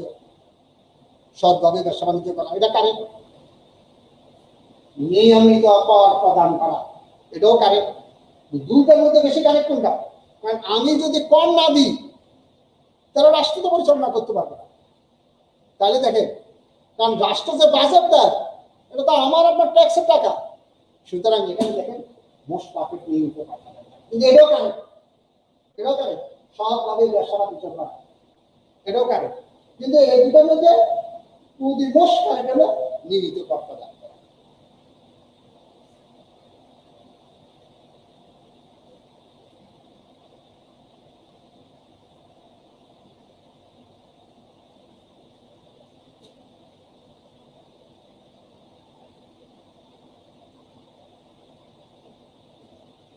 দেখেন আপনারা এখানে বলছে জেরেমি বেন্থাম কোন দেশের অধিবাসী ছিলেন। দেখেন এই যে আপনার জেরেমি বেন্থাম, জেমস মিল, জন স্টুয়ার্ট মিল, তিনজনই উপযোগবাদের প্রবক্তা। জেরেমি বেন্থাম উপযোগবাদ নিয়ে কাজ করছে, জেমস মিল উপযোগবাদ নিয়ে কাজ করছে, জন স্টুয়ার্ট মিল উপযোগবাদ নিয়ে কাজ করছে, এবং তিনজনেই কিন্তু লন্ডনের অধিবাসী। আর লন্ডন মানে কি? যুক্তরাজ্য। Concept clear? তাহলে দেখেন বলছে জেরেমি বেন্থাম কোন দেশের অধিবাসী ছিলেন? জার্মানি না, ফ্রান্স না, মার্কিন যুক্তরাষ্ট্র না, যুক্তরাজ্য মানে ব্রিটেন। আমি আগে বলছি জেরেমি বেন্থাম একজন philosopher, political scientist. James Mill একজন philosopher, political scientist. John Stuart Mill একজন ফিলোসফার এবং পলিটিক্যাল সায়েন্টিস্ট। এখন বদলে আমি তিনজনের কথা কেন বলছি? তিনজন একটা থিওরি নিয়ে কাজ করছে, সেটা হলো উপযোগবাদ। এটাকে বলে ইউটিলিটারিয়ানিজম, বাংলায় বলে উপযোগবাদ। যারা পলিটিক্যাল সায়েন্স বা ফিলোসফির ছাত্র তারা জানেন, এই জন্য আমি আলোচনা করছি। তিনজনেই কিন্তু লন্ডনের অধিবাসী, কেউ স্কটিশ, কেউ লন্ডন। তার মানে তারা হলো যুক্তরাজ্যের অধিবাসী। আচ্ছা, তারপর কি বলছে? মূল্যবোধ পরীক্ষা করে। মূল্যবোধ পরীক্ষা করে, কি পরীক্ষা করে? ভালো মন্দ পরীক্ষা করে, কারেক্ট। ন্যায় অন্যায় পরীক্ষা করে, কারেক্ট। নৈতিকতা অনৈতিকতা দেখে, যদিও মূল্যবোধের সাথে নৈতিকতা অনৈতিকতার সম্পর্ক নেই, কিন্তু সব মূল্যবোধকে অনৈতিক দেয়। তাহলে এটাও কিছু মিল আছে, এটাও কিছু মিল আছে, এটাও কিছু মিল আছে, কিন্তু উপরে সবগুলো যদি দেয় তাহলে এটাও পড়ে, এটাও পড়ে, এটাও পড়ে, তাহলে উত্তর হবে উপরের সব।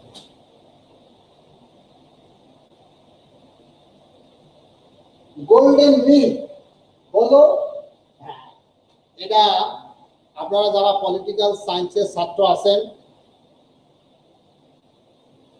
তারা নিশ্চয়ই জানেন, তারা লেখাপড়া করছেন। আপনারা অ্যারিস্টটলের একটা বিখ্যাত গ্রন্থ আছে দ্য পলিটিক্স, এটা পড়ছেন। অ্যানালিটিক্স সবসময় মধ্যম পন্থা। এই যে কিছু কিছু লোক আছে কথায় কথায় উত্তেজিত হয়, এটা কিন্তু ভালো না। আবার কিছু কিছু লোক আছে না না করে, এটাও ঠিক না। অলওয়েজ আপনি মধ্যপন্থা থাকবেন, মধ্যপন্থা থাকবেন। যেমন আমাদের ইসলাম ধর্ম কি বলছে? ইসলাম ধর্ম বলছে সীমা লঙ্ঘন করো না, কারণ সীমা লঙ্ঘনকারীকে আল্লাহ পছন্দ করে না। আবার কি বলছে? যেখানে কোনো অন্যায় দেখবে সেখানে তুমি প্রতিবাদ করবে, চুপ করে থাকবে না। তার মানে একেবারে চরম জিনিসটাও ভালো না, আবার একেবারে মানে ঠান্ডাও ভালো না। সব সময় আপনাকে মধ্যপন্থা অবলম্বন করতে হবে। এটাকে ইংরেজিতে বলে গোল্ডেন মিল। ইংরেজিতে বলে গোল্ডেন মিল। সমস্ত সম্ভাব্য কর্মের গড় না, দুটি চরম পন্থার মধ্যবর্তী অবস্থা। অর্থাৎ যেমন আমি বলি আমাদের দেশে আছে না চরম ডাইন, এটাও খারাপ, চরম বাম বলি না, এটাও খারাপ। একটা আছে না মধ্যপন্থা, এই মধ্যপন্থাটা সবসময় ভালো। আপনি যদি চরম বামপন্থী হন, চরম বামপন্থীরা দেখবেন অধার্মিক হয়। এটা কি ভালো? ভালো না। আবার যারা চরম ডানপন্থী তারা জঙ্গিবাদী হয়, এটা কি ভালো? আর যারা একটা মধ্যপন্থা তারা কিন্তু সবসময়। তাহলে এখানে বলছে কি বলছে, দুটি চরম পন্থার মধ্যবর্তী পন্থা, অর্থাৎ আমি বুঝাবার জন্য বলছি চরম ডাইনও বলো না, চরম বামও বলো না, কোনটা বলো? মধ্যবর্তী বলো। তাহলে ত্রিভুজের দুটি বাহু ভূকেন্দ্রিক সম্পর্ক না, একটি প্রাচীন দার্শনিক ধারার নাম না।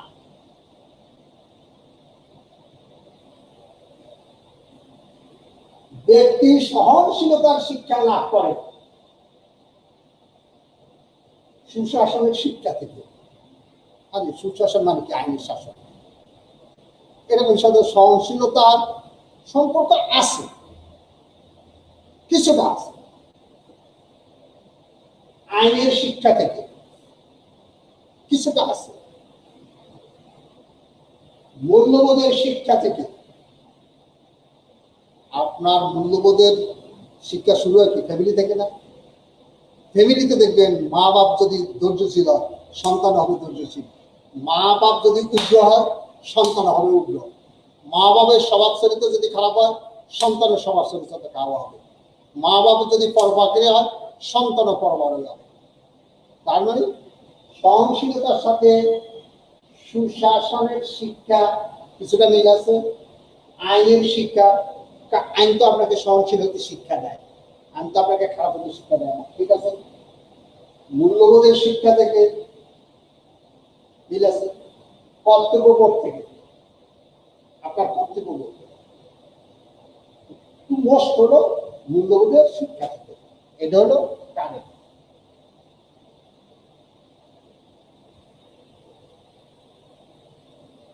আচ্ছা, অনেকে বলছে আচ্ছা উপযোগের বাদ কি স্যার?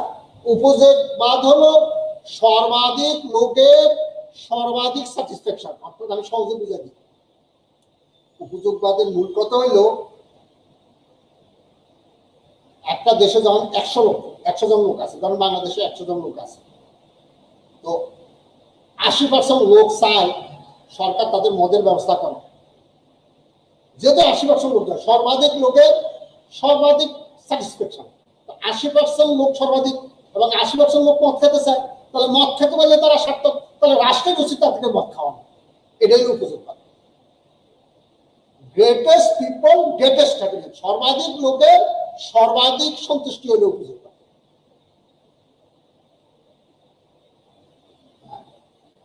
পলিটিক্যাল সায়েন্সের নয়, তারপরেও পলিটিক্স করতেছে। হ্যাঁ, কি করবেন অনেক সময়, কারণ এই প্রশ্নটা করে কি, প্রশ্নটা করে ঢাকা বিশ্ববিদ্যালয় বা কোনো বিশ্ববিদ্যালয় ফিলোসফির টিচার আছে না। শোনেন, আমি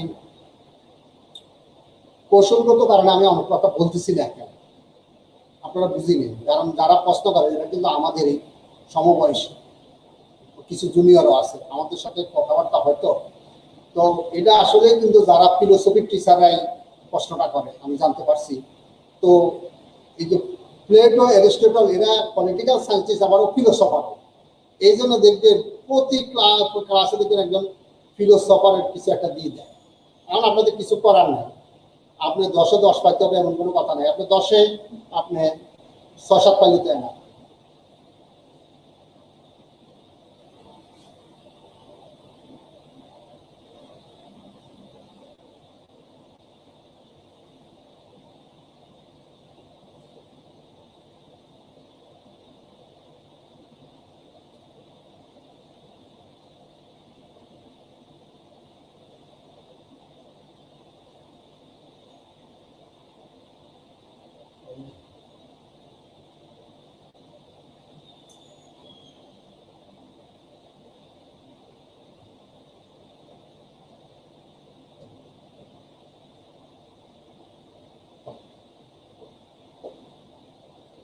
ওকে, ধন্যবাদ আপনাদেরকে, ধন্যবাদ, ধন্যবাদ। হ্যাঁ, সুখ সবাই চায়, সবাই সুখ চায়, গুড, সবাই সুখ চায়। সুশাসনের কোন নীতি সংগঠনের স্বাধীনতাকে নিশ্চিত করে? এক মিনিট, এক মিনিট।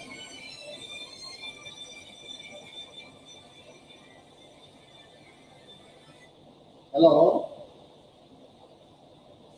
Hello, hello, hello. দেখেন, সুশাসনের কোন নীতি সংগঠনের স্বাধীনতাকে নিশ্চিত করে? অর্থাৎ এখানে যে 4টা অপশন আছে, আপনি একটা অর্গানাইজেশন করেন। হ্যালো, ওয়ালাইকুম সালাম, কে বলছেন?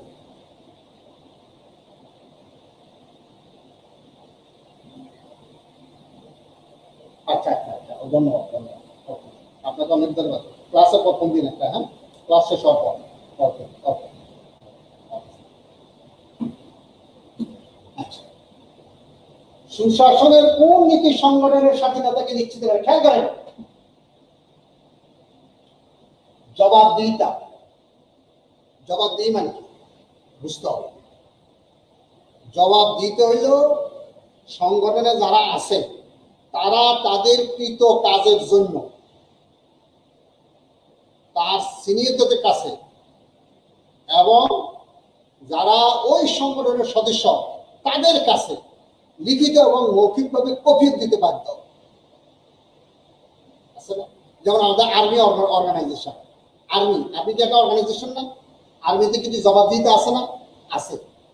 কিন্তু জবাবদিহিতা থাকলেই কি স্বাধীনতা? মানে কি আপনার মন খুলে কথা বলতে পারবেন, যেটা আপনার পছন্দ হয় সেটা বলবেন, যেটা পছন্দ হয় না সেটা বলবেন না। কিন্তু আর্মি অর্গানাইজেশনে আপনি কি যা ইচ্ছা মতো সবকিছু করতে পারবেন? আর্মিতে চাকরি করলে আপনার আইন কানুন বিধি পদ্ধতি মানতে হবে না? কিন্তু আর্মিতে জবাব দিতে নাই, এটা কি বলা যাবে না? বলা যাবে, যাবে না। জবাব দিতে আছে কিন্তু স্বাধীনতা আছে না। স্বচ্ছতা, অনেক কিছু, অনেক সময় সংগঠনের সবকিছু স্বচ্ছ, কিন্তু তবু আপনার কিছু বলার আছে কিন্তু আপনাকে বলতে দেয় না। আপনি কি মনে কিন্তু স্যাটিসফ্যাকশন পাবেন। সাম্য ও সমতা ওগুলো তো মিলে না। অংশগ্রহণ, পার্টিসিপেশন এমন একটা জিনিস, যখনই আপনি কোনো সিদ্ধান্তে পার্টিসিপেশন করবেন তখন আপনি মনে করবেন এই সংগঠন আমার। যখন আপনি পার্টিসিপেশন করতে পারবেন তখন যদি কোনো ভুলও হয় তখন আপনি করবেন অসুবিধা কি, আমরাই ডিসিশন নিচ্ছি, আমাদেরই ভুল হয়েছে, 10 মিলে করি কাজ, হারে দিদি নাই কাজ। তার মানে একটা সংগঠনের জবাবদিহিতা খুব গুরুত্বপূর্ণ, নো ডাউট। একটা সংগঠনের স্বচ্ছতা খুবই গুরুত্বপূর্ণ, নো ডাউট। কিন্তু সংগঠনটা নিষ্পাপ হয়ে মানে ঘুমন্ত হয়ে যাবে যদি অংশগ্রহণ না থাকে। আপনি ধরেন একটা অর্গানাইজেশন করেন, অর্থাৎ একটা পলিটিক্যাল পার্টি করেন, কিন্তু কোনো কাজে আপনার অংশগ্রহণ নাই, কিন্তু ওই সংগঠনের স্বচ্ছতা আছে, সবকিছু সুন্দরভাবে আপনি দেখতেছেন, কিন্তু তবু তো আপনার কিছু বলার আছে। আর বলতে গেলে তো অংশগ্রহণ করতে হবে, কিন্তু আপনাকে অংশগ্রহণ করতে দেয় না, তাহলে কি সেই সংগঠন কিন্তু সজীব হবে না। তাহলে এখানে টু দি মোস্ট হলো অংশগ্রহণ। কিন্তু দেখবেন অনেক জায়গায় মিটিং দেওয়া নাই। স্বচ্ছতা হবে না কেন স্যার? Good, very good. স্বচ্ছতা হবে না কেন? স্বচ্ছতা মানে স্বচ্ছতা হলো, সোজা কথা হলো, সংগঠনের যে ডিসিশন গুলো নেয় ডিসিশন গুলো গোপন থাকবে না, ওপেন থাকবে। এটাই তো স্বচ্ছতা। বা আরো সহজ কথা, স্বচ্ছতা মানে কি? স্বচ্ছতা হলো সংগঠনটা পরিচালিত হবে আইন দ্বারা, নিয়ম কানুন দ্বারা। কিন্তু আপনি একজন মানুষ, আপনার তো কিছু বলার অধিকার আছে, বলার অধিকার আছে না? কিন্তু আপনাকে কিছু বলতে দিচ্ছে না, বলতে দিচ্ছে না, তাহলে কি আপনি কি স্যাটিসফ্যাকশন পাবেন? তাহলে টু দি মোস্ট কোনটা? অংশগ্রহণ। হ্যাঁ, এখন আমি বুঝে দিচ্ছি, আগে একজন ফোন করে দিচ্ছে একাডেমি। ধন্যবাদ। হ্যাঁ, নিচের কোন রিপোর্টে বিশ্ব ব্যাংক সুশাসনের সংজ্ঞা প্রদান করছে? মনে আছে, আমি কালকে পড়াইছি। ওয়ার্ল্ড ব্যাংক 1989 সালে, সরি ওয়ার্ল্ড ব্যাংক 1989 সালে একটা রিপোর্ট দিছে, আর 1992 সালে একটা রিপোর্ট দিছে। শুধু কিন্তু ওয়ার্ল্ড ব্যাংক প্রচুর রিপোর্ট দিছে, তার মধ্যে 2টা রিপোর্ট সবচেয়ে গুরুত্বপূর্ণ। 1989 সালে যে রিপোর্ট দিছে, এই রিপোর্টের নাম ছিল sub Saharan Africa from crisis to sustainable growth. তারপরে 1992 সালে ওয়ার্ল্ড ব্যাংক যে রিপোর্ট দিছে, এই রিপোর্টের নাম ছিল governance and development. You understand? ওই গভর্নেন্স অ্যান্ড ডেভেলপমেন্টে বিশ্ব ব্যাংক সুশাসনের সংজ্ঞা দিচ্ছে। এখানে বলছে নিচের কোন রিপোর্টে বিশ্ব ব্যাংক সুশাসনের সংজ্ঞা প্রদান করেছে? দেখেন, আমি কিন্তু এটা দেখি পড়িনি। শাসন প্রক্রিয়া ও মানব উন্নয়ন, গভর্নেন্স অ্যান্ড শাসন প্রক্রিয়া, এটা বাংলা গভর্নেন্স অ্যান্ড মানব উন্নয়ন, হিউম্যান ডেভেলপমেন্ট না। শাসন প্রক্রিয়া ও সুশাসন, governance and good governance, no. শাসন প্রক্রিয়া ও নৈতিক শাসন প্রক্রিয়া, নো। শাসন প্রক্রিয়া ও উন্নয়ন, আমি পড়েছি না কালকে, মনে আছে কিনা? Governance and development. আর এই গভর্নেন্স অ্যান্ড ডেভেলপমেন্টের বাংলায় হলো শাসন প্রক্রিয়া এবং উন্নয়ন। প্রিয় ছাত্রছাত্রী ভাই বোনেরা, বুঝতে পারছেন?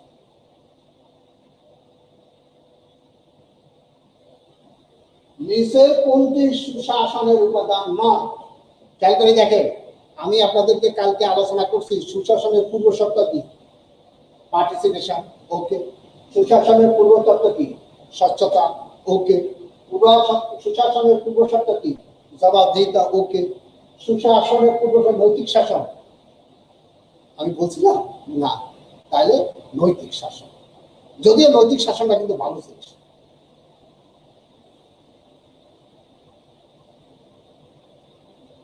অংশগ্রহণ অপশন না থাকলে, আমার এক ভাই বলছে অংশগ্রহণ অপশন না থাকলে, অংশগ্রহণ অপশন না থাকলে এই জাতীয় প্রশ্নই হবে না। নিচের কোনটি সংস্কৃতির উপাদান নয়? অনেক গাইডে ভুল আছে, আমি এটা ঠিক করছি। খেয়াল করেন, প্রতীক, প্রতীক মানে কি? সিম্বল, সিম্বল কিন্তু সংস্কৃতির একটা উপাদান।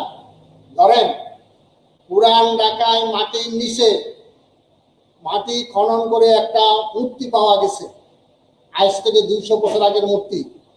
ওই মূর্তি দ্বারা 200 বছর আগে মানুষের জীবন আচরণ কেমন ছিল বোঝা যায় না? বোঝা যায়। তাহলে প্রতীক একটা সংস্কৃতির অংশ। ভাষা, মানুষ তার সংস্কৃতি কিভাবে ভাষা প্রকাশ করে? ভাষার মাধ্যমে না? তাহলে ভাষা সংস্কৃতির একটা অংশ। মূল্যবোধ, আমি কি বলছি? ভ্যালুস, নর্মস, কনভেনশন, কাস্টম মিলে হয় মূল্যবোধ, বলছি না? তাহলে মূল্যবোধ সংস্কৃতির অংশ। আইন, ভাইজান, আইনের সাথে সংস্কৃতির কি সম্পর্ক? আইন তো খারাপ হইতে পারে। যেমন দক্ষিণ আফ্রিকা একটা আইন ছিল, কালোদের জন্য ছিল এক আইন, সাদাদের জন্য ছিল এক আইন। ধরেন বাংলাদেশ সরকার একটা আইন করবে, আইনটা কি?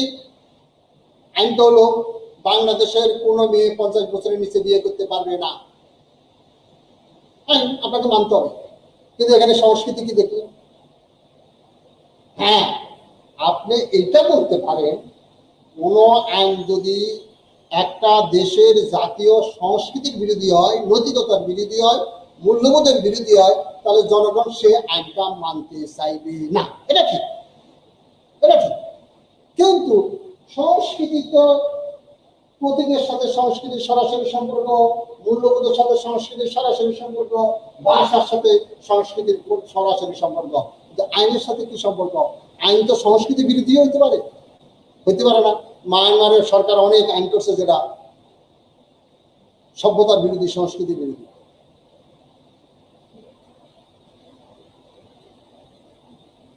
কোন বছর ইউএনডিপি সুশাসনের সংজ্ঞা প্রদান করছে? 1997 সালে। এটা আমি পড়াচ্ছি 1997 সালে। ইভেন আমার ইয়া তো আছে, আপনারা খেয়াল করে দেখবেন, আমি যে আপনাদের পিডিএফ দিচ্ছি, পিডিএফ আছে। স্যার, ব্যক্তিগত স্বাধীনতা ও সংগঠনের স্বাধীনতা কি সেম? অংশগ্রহণের ব্যক্তি স্বাধীনতার প্রসার ঘটল, কিন্তু এটা কি সংগঠনের স্বাধীনতাকে নিশ্চিত করে? ও গুড। ব্যক্তিকে নিহিত সংগঠন, ব্যক্তিকে নিহিত সংগঠন। আপনি সংগঠন করলেই আপনাকে কথা বলতে দিতে হবে, এবং ভোটের মাধ্যমে যদি শেষ পর্যন্ত আপনার কথা যদি না থাকে সেটা অন্য কথা।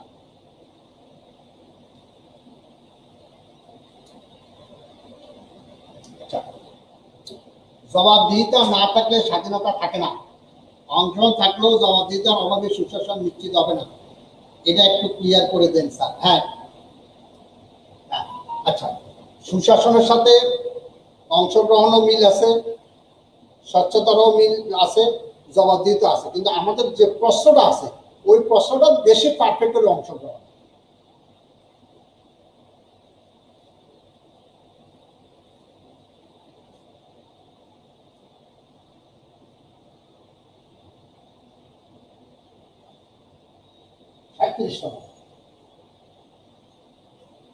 ইউএনডিপি সুশাসন নিশ্চিতকরণে কয়টি উপাদান কথা উল্লেখ করছে? 6টি, 8টি, 7টি, 9টি? আমি আচ্ছা, এখানে এরা একটা নোট দিছে, সুশাসন নিশ্চিত UNHR united nation high commissioner contribution 5টি, আইডিএস 7টি, এএনডিপি 5টি। এটা আমি জানি না, এটা কারেক্ট কিনা আমি জানি না, না জানি আমি কথা বলি না। শুধু এতটুকু মনে রাখবেন, আমি যেটা জানি ডকুমেন্ট থেকে বলতেছি, জাতিসংঘ সুশাসনের 8টা বৈশিষ্ট্যের কথা বলছে, মনে রাখবেন। ইউএনডিপি সুশাসনের 9টি বৈশিষ্ট্যের কথা উল্লেখ করছে, মনে রাখবেন। ওয়ার্ল্ড ব্যাংক সুশাসনের 6টি বৈশিষ্ট্যের কথা উল্লেখ করছে এবং 7টি উপাদানের কথা উল্লেখ করছে। এখন এখানে বলছে ইউএনডিপি সুশাসন নিশ্চিতকরণে কয়টি উপাদান আছে? 9টি। তারপর এখানে নোট দিয়েছে সুশাসনের নিচে ইউএনএইচআর 5টি, আইডিএস 7টি, এএনডিপি 5টি। এটা কিন্তু ইউএন 8টি, এটা ঠিক আছে। উপরেগুলো আমি কিন্তু জানি না, সুতরাং এই ব্যাপারে আমি কোনো মন্তব্য করবো না। কিন্তু আমি যেটা জানি, জাতিসংঘ সুশাসনের 8টি বৈশিষ্ট্যের কথা বলছে, ইউএনডিপি সুশাসনের 9টা বৈশিষ্ট্যের কথা বলছে, ওয়ার্ল্ড ব্যাংক সুশাসনের 6টা বৈশিষ্ট্যের কথা বলছে এবং 4টি উপাদানের কথা বলছে।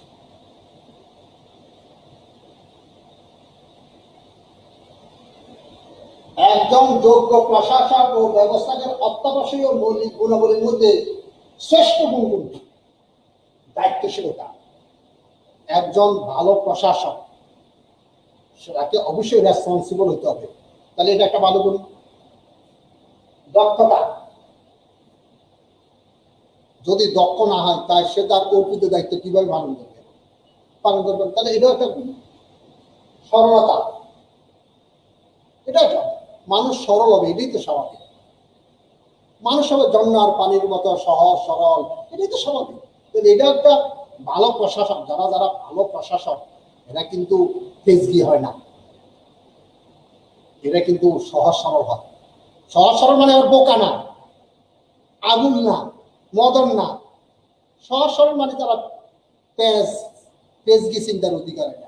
তাহলে একজন দক্ষ এবং যোগ্য প্রশাসকের দায়িত্বশীলতা থাকতে হবে, একজন দক্ষ যোগ্য প্রশাসকের সরলতা থাকতে হবে, একজন দক্ষ যোগ্য প্রশাসকের দক্ষতা থাকতে হবে। কিন্তু নৈতিকতা যদি না থাকে, চোর কিন্তু দক্ষ, ওই দক্ষতার কোনো, একজন চোর, আরে ভাই চুরি যখন চুরি করে দক্ষতা না থাকলে কি চুরি করতে পারে? সেই দক্ষতা আমাদের প্রয়োজন নাই। দায়িত্বশীলতা, আপনার দায়িত্বশীলতা আছে ভালো, কিন্তু আপনার নৈতিকতা প্রশ্নের সম্মুখীন, তখন ওই দায়িত্বশীলতা বেশি দিন টিকবে না। আপনি সরল,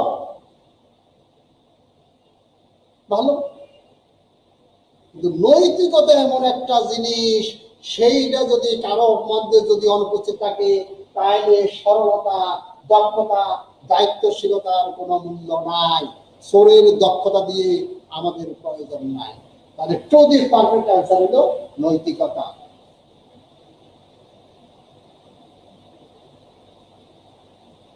একজন বলছে সবগুলোই তো হবে, কিন্তু আগে তো অংশ, চমৎকার, সব চমৎকার। ফেসবুক ইউজার কে বলছে আমি জানি না, চমৎকার। নির্বাচনে অংশ না নিয়ে বাকি হাজারো ভালো কোন কাজ আসে, চমৎকার চমৎকার চমৎকার। এটা তো রাষ্ট্রের চতুর্থ স্তম্ভ কাকে বলা হয়? রাজনীতিক নোক, বুদ্ধিজীবী সম্প্রদায়ের নোক, যুব শক্তি নোক, সংবাদ মাধ্যম। আচ্ছা, এটা আমি বলবো। আচ্ছা, ব্রিটিশ প্রাইম মিনিস্টার, নামটা আমি ভুলে গেছি, উনি যখন ব্রিটিশ পার্লামেন্টে বক্তব্য দিচ্ছিল তখন উনি ওই গ্যালারিতে যে সাংবাদিকরা বসে আছে, তখন সাংবাদিকদের উদ্দেশ্য করে বলে আছে, প্রিয় সাংবাদিক বৃন্দ, রাষ্ট্রের 3টা স্তম্ভ, সরকারের 3টা বিভাগ আছে, আইন বিভাগ, শাসন বিভাগ, বিচার বিভাগ, কিন্তু সরকারের সব ভুলগুলা কে ধরে? আপনারা। আপনারা রাষ্ট্রের চতুর্থ স্তম্ভ। তাহলে আপনারা মানে সাংবাদিক না, এটা কি সংবাদ মাধ্যম, প্রেস। প্রেসকে বলা হয় রাষ্ট্রের চতুর্থ স্তম্ভ।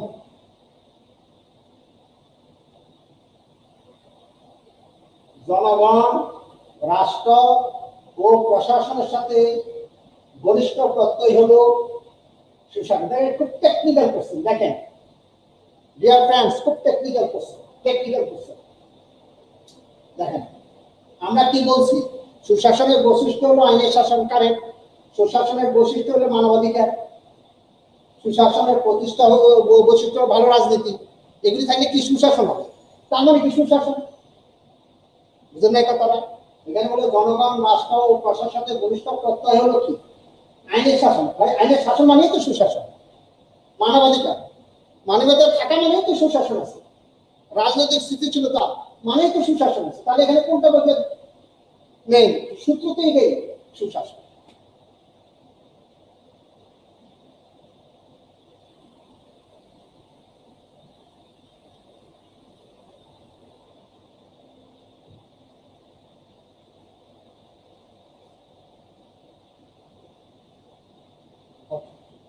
ছত্রিশতম বিসিএস।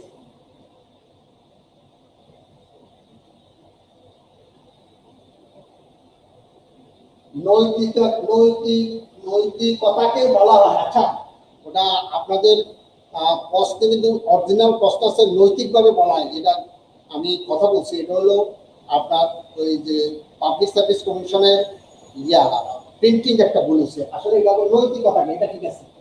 নৈতিকতাকে বলা হয় মানব জীবনের নৈতিক শক্তি। আমি বলছি না নৈতিকতা একদম শক্তি না, কারণ যারা নীতিবান, যারা নৈতিক, যারা সবসময় সৎ, মিথ্যা কথা বলে না, ঘুষ খায় না, অনিয়ম করে না, দুর্নীতি করে না, তারা কাউকে পরোয়া করে না, সত্য কথা তারা বলে যায়, তাহলে নৈতিকতা একজনের শক্তি। শক্তি কারে? যারা একটা অফিসে দুজন লোক আছে, একজন ঘুষ খায়, একজন ঘুষ খায় না, আপনি কাকে অনুসরণ করবেন? নিশ্চয় যিনি ঘুষ খায় না। এই যে অনুকরণ এবং অনুসরণ যাকে করা এটাই তো আদর্শ বলে। তার মানে নৈতিকতা একজন আদর্শ। নৈতিক নৈতিক বিধি, নৈতিক বিধি মানে কি? নৈতিকতা মানে কি? আমি খেয়াল করছি, আমি বলছি কোড অফ ইথিক্স, পড়াইছি কিনা? কোড অফ ইথিক্স মানে কি? যা legally correct, morally correct, professionally correct. তাহলে নৈতিকতার মধ্যে লিগ্যাল ব্যাপারটাও আছে। তাহলে সবগুলো, তাহলে কারেক্ট হবে কি? সবগুলো। পাওয়া এই নিউ সোশ্যাল অ্যানালাইসিস গ্রন্থটি কার লেখা? এটা আসলে পড়াবার কিছু নাই, এটা আপনারা এই জন্য এই সাবজেক্টটা সবচেয়ে ভালো করে ফিলোসফি ছেলেমেয়েরা, তারা প্রশ্ন করে ফিলোসফি টিচাররা দুই একজন ফিলোসফারের নাম দিয়ে দেয়, আর তার বইয়ের নাম দিয়ে দেয়। এই নিউ সোশ্যাল অ্যানালাইসিস গ্রন্থটির লেখক হলো হবস। হবসের লকের বইয়ের নাম হলো two treatise on civil government, আর মেকিয়াভেলির গ্রন্থের নাম হলো দ্য প্রিন্স, আর হবসের গ্রন্থের নাম হলো লেভিয়াথান। তাহলে এই বইটার নাম এই নিউ সোশ্যাল অ্যানালিসিস হবে বাটান দাস। আচ্ছা, সুবর্ণ মধ্যকে আগে আমি পড়াইছি না, গোল্ডেন মিন পড়াইছি। গোল্ডেন মিন মানে কি? চরম, দুইটা চরম পন্থা, যেমন অতি চরম ডানপন্থীও বলে না, চরম বামপন্থীও বলে না, মধ্যপন্থী, এটাকে বলে গোল্ডেন মিন। বাংলায় এটাকে বলে সুবর্ণ মধ্য, বাংলায় এটাকে বলে সুবর্ণ মধ্য। তাহলে দুটি চরম পন্থা, মধ্যপন্থী পন্থা দুইবার আছে। একবার আছে ইংরেজিতে গোল্ডেন মিন, এবার আছে আপনার গোল্ডেন মিনের বাংলায় হলো সুবর্ণ মধ্য।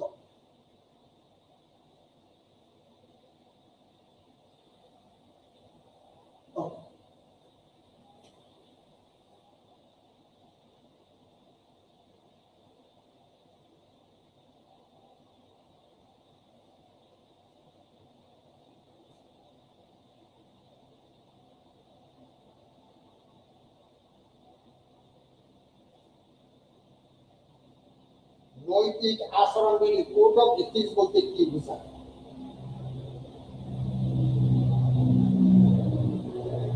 বিসিএস এ মূল্যবোধ নিয়ে যত প্রশ্ন আসছে, আমার দেশের সবচেয়ে কঠিন প্রশ্ন এটা, সবচেয়ে কঠিন। এখানে কি বলছি? নৈতিক আচরণবিধি, কোড অফ এথিক্স বলতে কি বোঝায়? আমি কি বলছিলাম মনে আছে কিনা দেখেন তো। কোড অফ এথিক্স বলতে তিনটা জিনিস বোঝায়: legally correct, professionally correct, morally correct. এই তিনটা জিনিস আছে কিনা দেখেন। মৌলিক মূল্যবোধ সংক্রান্ত সাধারণ বচন যা সংগঠনের পেশাগত ভূমিকাকে সংজ্ঞায়িত করে, কারেক্ট, প্রফেশনাল। তারপরে বাস্তবতা নিরিখে নির্দিষ্ট আচরণের মানদণ্ড নির্ধারণ সংক্রান্ত আচরণবিধি, আমরা লিগ্যালিজম, কারেক্ট। দৈনন্দিন কাজ ত্বরান্বিত করতে প্রয়োজিত নৈতিক নিয়ম, মানদণ্ড বা আচরণবিধি, উপরে 3টি ছবি। তাহলে দেখেন, আমি বলছি কোডা ভিত্তিক বলছে যা legally correct, morally correct, professional correct. এটা প্রফেশনাল মধ্যে পড়ে, এটা লিগ্যালের মধ্যে পড়ে, এটা মোরালের মধ্যে পড়ে। তাহলে উত্তর হবে উপরে 3টি ছবি, উপরে 3টি ছবি।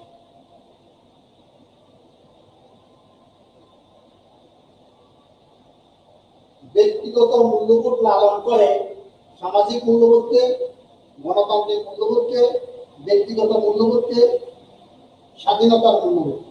শোনেন, এটা একটা কঠিন প্রশ্ন। আপনারা আমার পিডিএফটা দেখেন, আমি এখানে কিন্তু মূল্যবোধের প্রকারভেদ দেখছি, তার মধ্যে একটা লিখছি ব্যক্তিগত মূল্যবোধ বা গণতান্ত্রিক মূল্যবোধ, বা দিছি। তার মানে ব্যক্তিগত মূল্যবোধ যে কথা, গণতান্ত্রিক মূল্যবোধ একই কথা।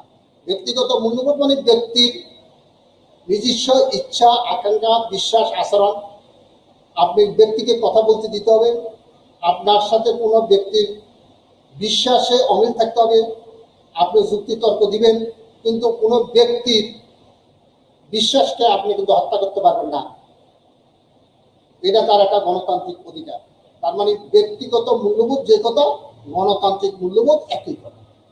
তাহলে ব্যক্তিগত মূল্যবোধ লালন করে গণতান্ত্রিক মূল্যবোধ।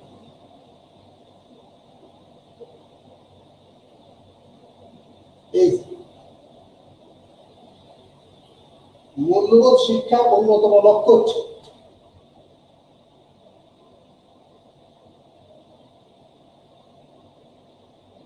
দুর্নীতি রোধ করা। মূল্যবোধ শিক্ষার একটা লক্ষ্য দুর্নীতি রোধ করা, এটা কারেক্ট। সামাজিক অবক্ষয় রোধ করা, এটাও কারেক্ট। রাজনৈতিক অবক্ষয় রোধ করা, এটাও কারেক্ট। সাংস্কৃতিক অবক্ষয় রোধ করা, এটাও কারেক্ট। কিন্তু আপনি যদি সামাজিক অবক্ষয় দেন, তাহলে তুলনামূলকভাবে বেশি কভার করে এটা। তুলনামূলকভাবে সামাজিক অবক্ষয় রোধ করা এটা বেশি কভার করে। সুতরাং উত্তর হবে এইটা।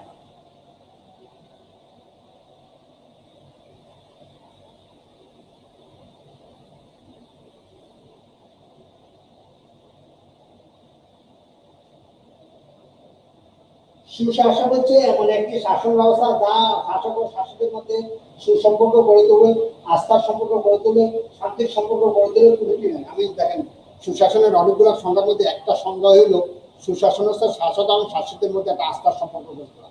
সুশাসন হচ্ছে যে শাসন ব্যবস্থা জন আকাঙ্ক্ষা প্রতিফলিত হয়। সুশাসন হলো দুষ্টের দমন, শিষ্টের লালন, এই নীতি প্রতিফলিত হওয়া। তাহলে এখানে তো সরাসরি মিলে গেছে। সুশাসন সুশাসন হচ্ছে এমন একটি শাসন ব্যবস্থা যা শাসক ও শাসকের মধ্যে আস্থার সম্পর্ক গড়ে তোলে। আস্থা, যখন সুশাসন থাকবে তখন যারা শাসক এবং যারা শাসিত, তখন শাসিতরা শাসককে বিশ্বাস করবে এবং শাসকরা শাসিতের কল্যাণে কাজ করবে। যেমন মায়ের কোলে বাচ্চা খুবই নিরাপদ বোধ করে, ঠিক তদ্রুপ সুশাসন থাকলে শাসক এবং শাসিতের মধ্যে সন্তান এবং মায়ের মধ্যে একটা আস্থার সম্পর্ক গড়ে।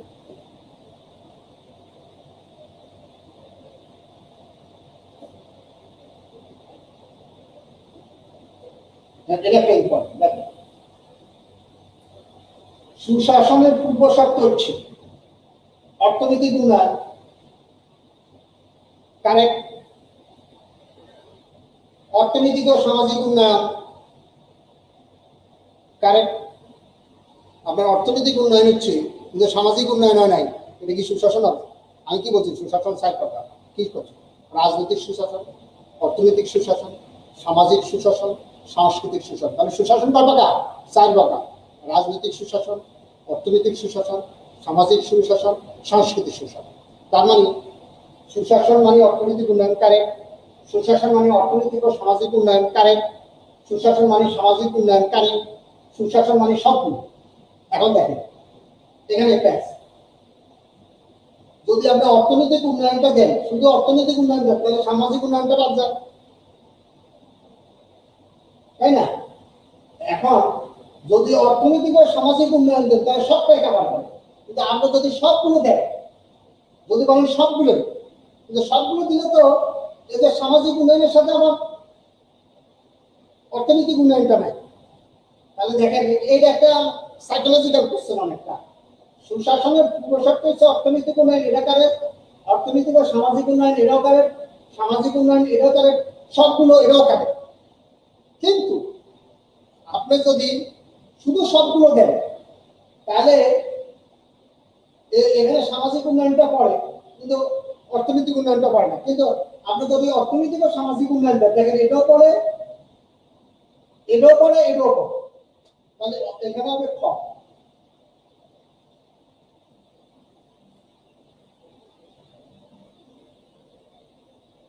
একজন জনপ্রশাসকের মৌলিক মূল্যবোধ হলো কি? স্বাধীনতা। আচ্ছা, আপনি যখন সরকারি চাকরি করবেন তখন সরকারি চাকরিরা স্বাধীনতা থাকে? সরকারি চাকরি তো মানে চাকর, সরকার যা বলে তা শুনতে হয়। সুতরাং জনপ্রশাসনের কখনো স্বাধীনতা থাকে না। বা ক্ষমতা, কিসের ক্ষমতা? সরকারি কর্মচারীরা সরকার সর্বদা জনগণের সেবা করিবে, বাংলাদেশ সংবিধানের 21(2) অনুচ্ছেদে আছে। তাহলে সরকারি কর্মচারীদের কোনো ক্ষমতা আছে? কোনো ক্ষমতা নেই, দায়িত্ব আছে, ক্ষমতা নাই। কর্মদক্ষতা, হ্যাঁ, একজন জনপ্রশাসকের দক্ষতা থাকতে হবে, দক্ষতা না থাকলে হয় না। জনকল্যাণ, কিন্তু আপনি সরকারি চাকরিতে ঢুকেন কি জন্য? আলটিমেট উদ্দেশ্য কি? জনগণের কল্যাণ করা। তবে কোনটা কারেক্ট? জনকল্যাণ।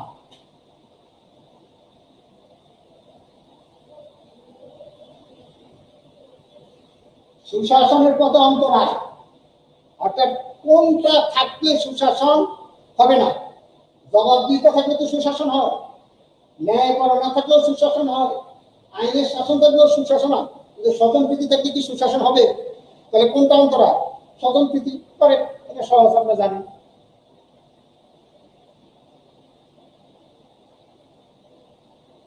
হ্যাঁ, প্রথম বিসিএস এর প্রশ্ন, আমি প্রথম বিসিএস এর প্রশ্নটা দেখে এত খুশি হয়েছি, কারণ প্রথম বিসিএস ছিল এটা, প্রথম প্রশ্ন কেমন হবে কারো কোনো ধারণা ছিল না, কিন্তু আল্লাহর অশেষ রহমতে কি জানি কি আমি এমন ভাবে পড়েছি 6-7টা প্রশ্ন কমন করে গেছে প্রথম বিসিএস। নীতিবিদ্যার আলোচ্য বিষয় কি? দেখেন, খেয়াল করে দেখেন, আমি প্রথম ক্লাসে বলছি সমাজবিদ্যা, আমরা সমাজ সম্পর্কিত জ্ঞান পাই সমাজ বিজ্ঞান পাঠ করে, আমরা রাষ্ট্র সম্পর্কিত জ্ঞান পাই রাষ্ট্রবিজ্ঞান পাঠ করে। আর নীতিবিদ্যা মানে কি? সমাজবদ্ধ মানুষের ঐচ্ছিক আচরণের ভালোত্ব মন্দত্ব নিয়ে আলোচনা ও মূল্যায়ন করে যে বিদ্যা তাকে বলে নীতিবিদ্যা। তার মানে নীতিবিদ্যা মানুষের ঐচ্ছিক আচরণ নিয়ে আলোচনা ও মূল্যায়ন করে। তাহলে এখানে কি দিচ্ছে? মানুষের আচরণের মনস্তাত্ত্বিক ব্যাখ্যা কথা, এটা তো সাইকোলজিক্যাল।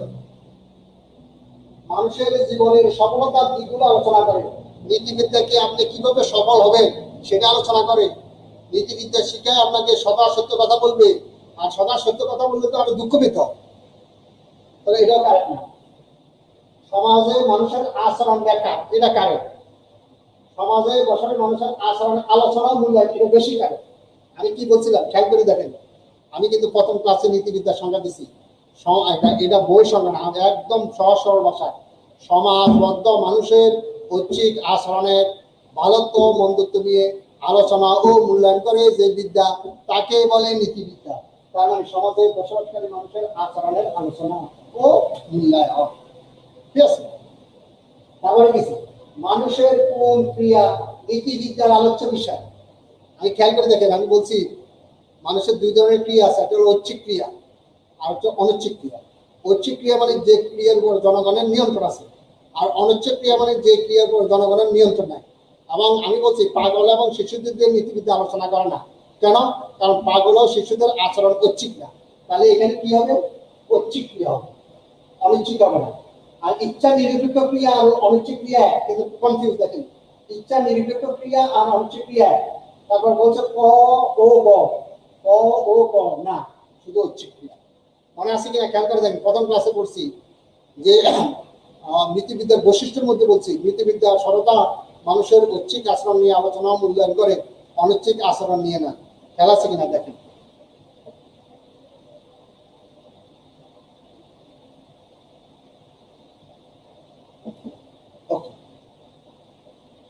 মূল্যবোধ কি? মানুষের আচরণ পরিচালনাকারী নীতি ও মানদণ্ড শুধু মানুষের প্রাতিষ্ঠানিক কার্যাদি নির্ধারণের দিক নির্দেশনা। মূল্যবোধ কি শুধু আপনি যে প্রতিষ্ঠানে চাকরি করেন সেই প্রতিষ্ঠানের নিয়ম কানুন শিখায়? না। সমাজ জীবনে মানুষের সুখী হওয়ার প্রয়োজনীয় মনোভাব, আপনি কিভাবে সুখী হবেন মূল্যবোধ কি সেটা শিখায়? না। মানুষের সঙ্গে মানুষের পারস্পরিক সম্পর্ক নির্ধারণ এটা কারেক্ট। সবচেয়ে বেশি কারণ হলো মানুষের আচরণ পরিচালনাকারী নীতি ও মানদণ্ড। দুইবার আছে কিন্তু দেখেন, দুইবার আসছে।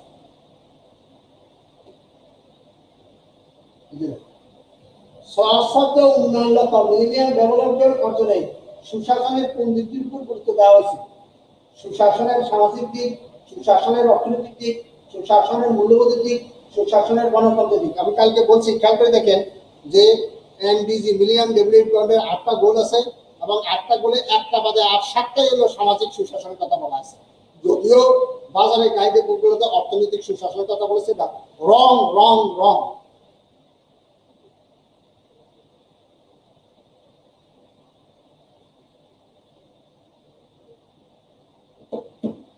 সামাজিক মূল্যবোধের ভিত্তি কি? খেয়াল করে দেখেন, সামাজিক মূল্যবোধ কিসের উপর দাঁড়িয়ে আছে? সাম্যের উপর। সাম্য মানে সবাই সমান। মূল্যবোধের সাথে সমতার কোনো সম্পর্ক নেই। আইনের শাসন, আইনের শাসন মানে সুশাসন। সুশাসনের দ্বারা মূল্যবোধের সম্পর্ক নাই এক অর্থে। নৈতিকতা, শুনেন আমি আপনাদের একটা কথা বলছি, খেয়াল আছে কিনা দেখেন। মূল্যবোধ ভালো হইতে পারে, খারাপ হইতে পারে, কিন্তু খারাপ মূল্যবোধ টিকে থাকে না। কোন মূল্যবোধ টিকে থাকে? যে মূল্যবোধ ভালো সেটাই টিকে থাকে। যা কিছু ভালো তার নৈতিক না অনৈতিক? নৈতিক। তাহলে মূল্যবোধ এক ধরনের সামাজিক নৈতিকতা। খেয়াল আছে? আমি আবার বলি, মূল্যবোধ ভালো হইতে পারে, খারাপ হইতে পারে। মূল্যবোধ ভালো হইতে পারে, খারাপ হইতে পারে, কিন্তু খারাপ মূল্যবোধ টিকে না। কোন মূল্যবোধ টিকে থাকে? ভালো মূল্যবোধ টিকে থাকে। যা কিছু ভালো তা নৈতিক না অনৈতিক? নৈতিক। তাহলে মূল্যবোধ এক ধরনের সামাজিক নৈতিকতা। খেয়াল আছে কিনা দেখুন, তাহলে নৈতিকতা। সুশাসনের পূর্ব শর্ত হয়েছে মত প্রকাশের স্বাধীনতা, কারেক্ট। নিরপেক্ষ বিচার ব্যবস্থা, কারেক্ট। প্রশাসনের নিরপেক্ষতা, কারেক্ট। নিরপেক্ষ আইন ব্যবস্থা, চারটেই তো কারেক্ট। চারটেই তো কারেক্ট। কিন্তু আইনটা যদি বৈষম্যমূলক হয় তাহলে অন্যগুলা কারেক্ট হয়েও কোনো মিল নাই। দেখেন, সুশাসনের পূর্ব শর্ত হলো মত প্রকাশের স্বাধীনতা, কারেক্ট। নিরপেক্ষ বিচার ব্যবস্থা, কারেক্ট। প্রশাসনের নিরপেক্ষতা, এটাও কারেক্ট। নিরপেক্ষ আইন ব্যবস্থা, এটাও কারেক্ট। এখন আপনি কোনটা দিবেন? আইনটা যদি নিরপেক্ষ না হয়, আইনটা যদি ধরুন বাংলাদেশে একটা আইন আছে, বাংলাদেশে ধরেন একটা আইন আছে, বাংলাদেশের কোনো মেয়ে 50 বছরের নিচে বিয়ে করতে পারবে না, বিয়ে করলে তার 100 বছরের জেল হবে। এখন বিচার বিভাগ স্বাধীন থাকে লাভ কি? কারণ বিচার বিভাগ তো বিচার করবে আইন অনুযায়ী। তাহলে দেখেন কত ট্যালেন্টেড কোশ্চেন এটা। আইন যাবে, যদি কোনো দেশের আইন যদি বৈষম্যমূলক হয় তাহলে অন্য কোনো কিছু কাজ করে না। তাহলে দেখেন, এই জন্য যখন দেখবেন কোনো প্রশ্নের চারটাই কারেক্ট, সেখানে যেটা বেশি কারেক্ট সেটা দিতে হবে। এখানে বেশি কারেক্ট হলো নিরপেক্ষ আইন ব্যবস্থা। আইনের চোখে সকল নারী সমান, বাংলাদেশ সংবিধানের কত নম্বর অনুচ্ছেদে নিচে আছে এটা তো আপনারা জানেন, 27 নম্বর অনুচ্ছেদে। এটা আমি প্ল্যান অফ ইন্টিগ্রেশন সুশাসনের সঙ্গে নিচে কোন বিষয়টিতে অধিক গুরুত্ব দিয়েছে? টেকসই উন্নয়ন, সাংস্কৃতিক উন্নয়ন, ধর্মীয় প্রতিষ্ঠানের উন্নয়ন উপরে কমিটি নেই। খেয়াল করেন, আমি তো এটা মাথায় ছিল না, কিন্তু আমি তো পড়াইছি। খেয়াল করেন, সুশাসন ও টেকসই উন্নয়ন পরস্পর সম্পর্ক। সুশাসন না থাকলে উন্নয়ন হবে, তবে সেই উন্নয়ন টেকসই হবে না। এই জন্য সবসময় টেকসই উন্নয়নের জন্য আপনার সুশাসনের উপর গুরুত্ব দেওয়া হবে। তাহলে এখানে হবে টেকসই উন্নয়ন। সুশাসন শব্দটি সর্বপ্রথম কোন সংস্থা সুস্পষ্টভাবে ব্যাখ্যা করে? জাতিসংঘ, ইউএনডিপি, আইএমএফ, বিশ্বব্যাংক। খেয়াল করে দেখেন, আমি বলছিলাম বিশ্বব্যাংক একটা রিপোর্ট দিচ্ছে, রিপোর্টের নাম ছিল sub Sahara African from crisis to sustainable growth. মনে আছে? এই রিপোর্টটা দিচ্ছে 1989 সালে। এবং এই 1989 সালে বিশ্বব্যাংক সর্বপ্রথম সুশাসন কথাটা স্পষ্টভাবে ব্যাখ্যা করছে। তাহলে এটা হলো বিশ্বব্যাংক।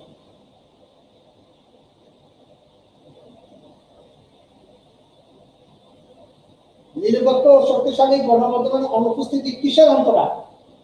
সামাজিক অবক্ষয়, মূল্যবোধ রক্ষা করে, শিক্ষার গুণগত মানের। খেয়াল করে দেখেন, আমি বলছিলাম যে সুশাসনের পূর্ব শর্তের মধ্যে একটা গুরুত্বপূর্ণ শর্ত হলো অবাধ তথ্য প্রবাহ, মানে সংবাদপত্র ইলেকট্রনিক মিডিয়ার স্বাধীনতা, অর্থাৎ নিরপেক্ষ ও শক্তিশালী গণমাধ্যম। তাহলে নিরপেক্ষ ও শক্তিশালী গণমাধ্যম যদি না থাকে তাহলে সুশাসন থাকবে না। তাহলে সুশাসন দেখেন, প্রিয় ছাত্রছাত্রী ভাই ও বোনেরা, এখন আপনাদের কোনো কিছু প্রশ্ন থাকলে বলেন। দেখেন, আমি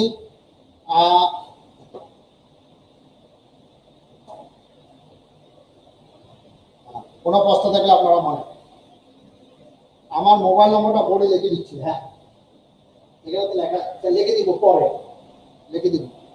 আপনি লেখেন 017 আবার 0172618।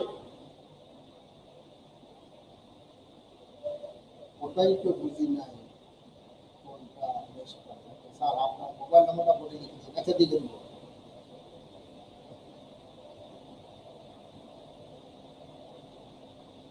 একজন বলছে, অনিমেষ আকাশ, আমরা এই কোর্সটা পরীক্ষার জন্য কিভাবে করব সেই ব্যাপারে সার্বিক নির্দেশনা দেন। সার্বিক নির্দেশনা হলো আমার দুটা পিডিএফ পড়বেন। আমি যে দুটা পিডিএফ দিচ্ছি এই দুটা পড়বেন। এই দুটা পড়ি, এই দুটা ভালোভাবে বোঝার চেষ্টা করবেন। বোঝার চেষ্টা করার পর কোনো কিছু কনফিউশনের সাথে আমার সাথে আলাপ করলেন, ওই দুইটা যদি ভালো করে বুঝেন, এটা হলো আমার a plus b whole square is equal to a square plus 2ab plus b square. আপনি যদি সূত্র জানা থাকেন তাহলে আপনার সমাধান করতে পারবেন। আমি যে দুটো পিডিএফ দিচ্ছি এটা হলো সূত্র। এই সূত্র দুটো যদি ভালো করে বুঝেন তাহলে 10-এ 500 এমনি পাবেন।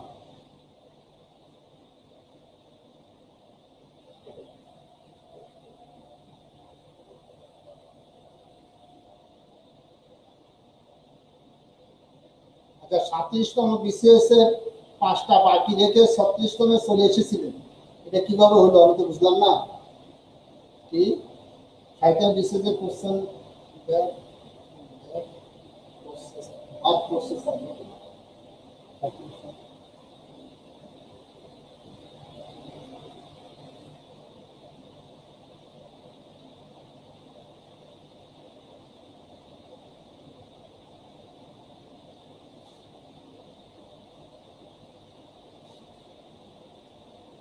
এটা মনে হয়, আচ্ছা, এটা মনে হয় বাদ করছে। আচ্ছা,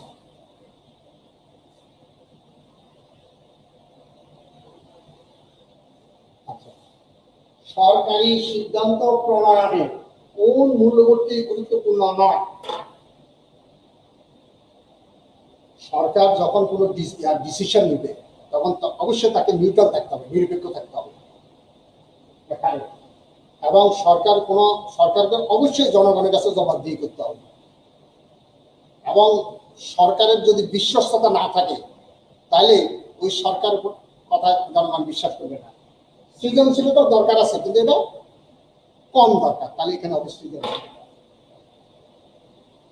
কোনটি ন্যায়পরায়ণতার নৈতিক মূলনীতি নয়? পুরস্কার ও শাস্তির ক্ষেত্রে সমতার নীতি প্রয়োগ করা।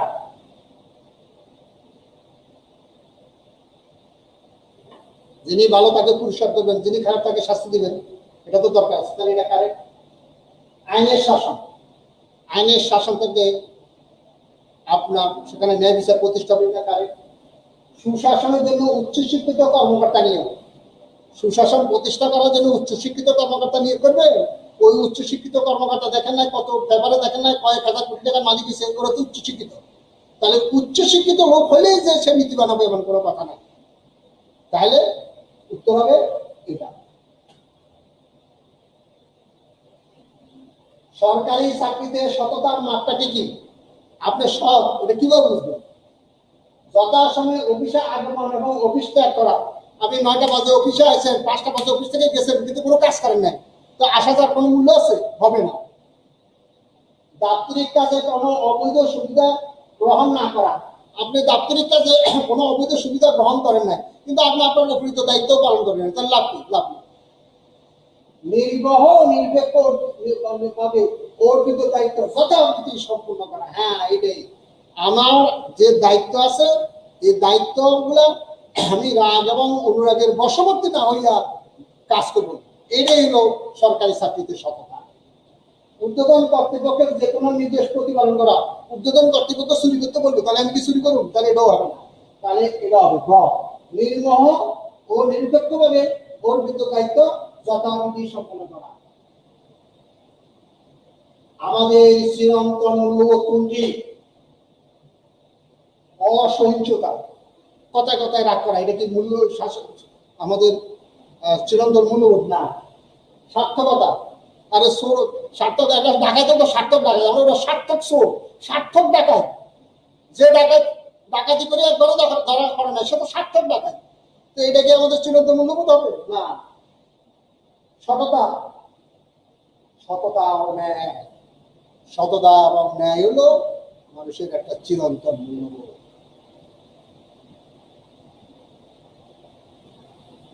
নৈতিক শক্তির প্রধান উপাদান কি? নৈতিক শক্তির প্রধান উদারতা, কারেক্ট। কর্তব্যপরায়ণতা, কাজের। মায়া মমতা, মায়া মমতারও দরকার আছে, কারেক্ট। তো কোনটা বেশি কারেক্ট? সততা ও নিষ্ঠা। এখানে কিন্তু চাকরিটাই কারেক্ট, কারণ নৈতিক কর্তব্যপরায়ণতা থাকতে হবে, উদারতাও থাকতে হবে, মায়া মমতা থাকতে হবে, কিন্তু কারেক্ট হলো সততা ও নিষ্ঠা। আলোচনা করছি। এখন আপনাদের কোনো প্রশ্ন থাকলে বলতে পারেন।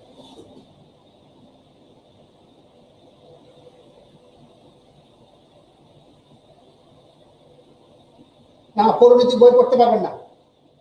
একজন বলছে পরিণতি বই থেকে পড়তে হবে, সেই বিষয়ে যদি বলতে না, ইন্টারমিডিয়েট পরিণতি বই পড়া যাবে না। মূল্যবোধ এবং প্রথার মধ্যে পার্থক্য কি? আমি বললাম না, মূল্যবোধ হলো মানুষের বিশ্বাস এবং আচরণের সমষ্টি। তারপরে মূল্যবোধের বাস্তবিক প্রয়োগটাকে বলে নর্মস, আগের ক্লাসে শিখেছি। আর কনভেনশন হলো যে সকল সমাজের যে সকল জিনিস মানুষ general agreement on the usage and practice of social life, এটা হলো কনভেনশন। আর কনভেনশন গুলো আস্তে আস্তে পালন করতে করতে করতে করতে করতে রয়ে যায় কাস্টম। গত ক্লাসে খেয়াল করে দেওয়ার মূল্যবোধ জিনিসটা কি পড়াইছি, নর্ম জিনিসটা কি পড়াইছি, কনভেনশন জিনিসটা কি পড়াইছি, কাস্টম জিনিসটা কি পড়াইছি। প্রশ্ন ব্যাংকে অনেক ভুল দেওয়া আছে, সঠিক তথ্য দেওয়ার জন্য অসংখ্য ধন্যবাদ। আপনাকেও ধন্যবাদ। ধন্যবাদ।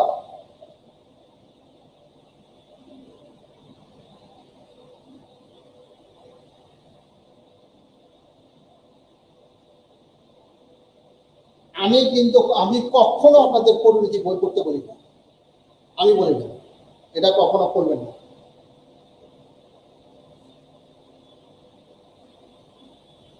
ওকে, আপনাদের যদি আর কোনো প্রশ্ন না থাকে, তো আপনারা অনেক কষ্ট করি আমার ক্লাসটা ধৈর্য সরে শুনছেন, এই জন্য আমি আপনাদের কাছে কৃতজ্ঞতা প্রকাশ করছি।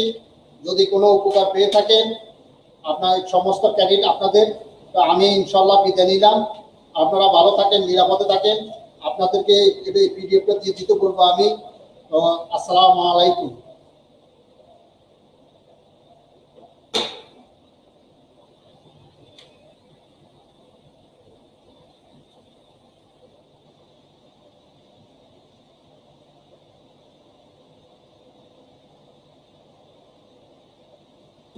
ধন্যবাদ।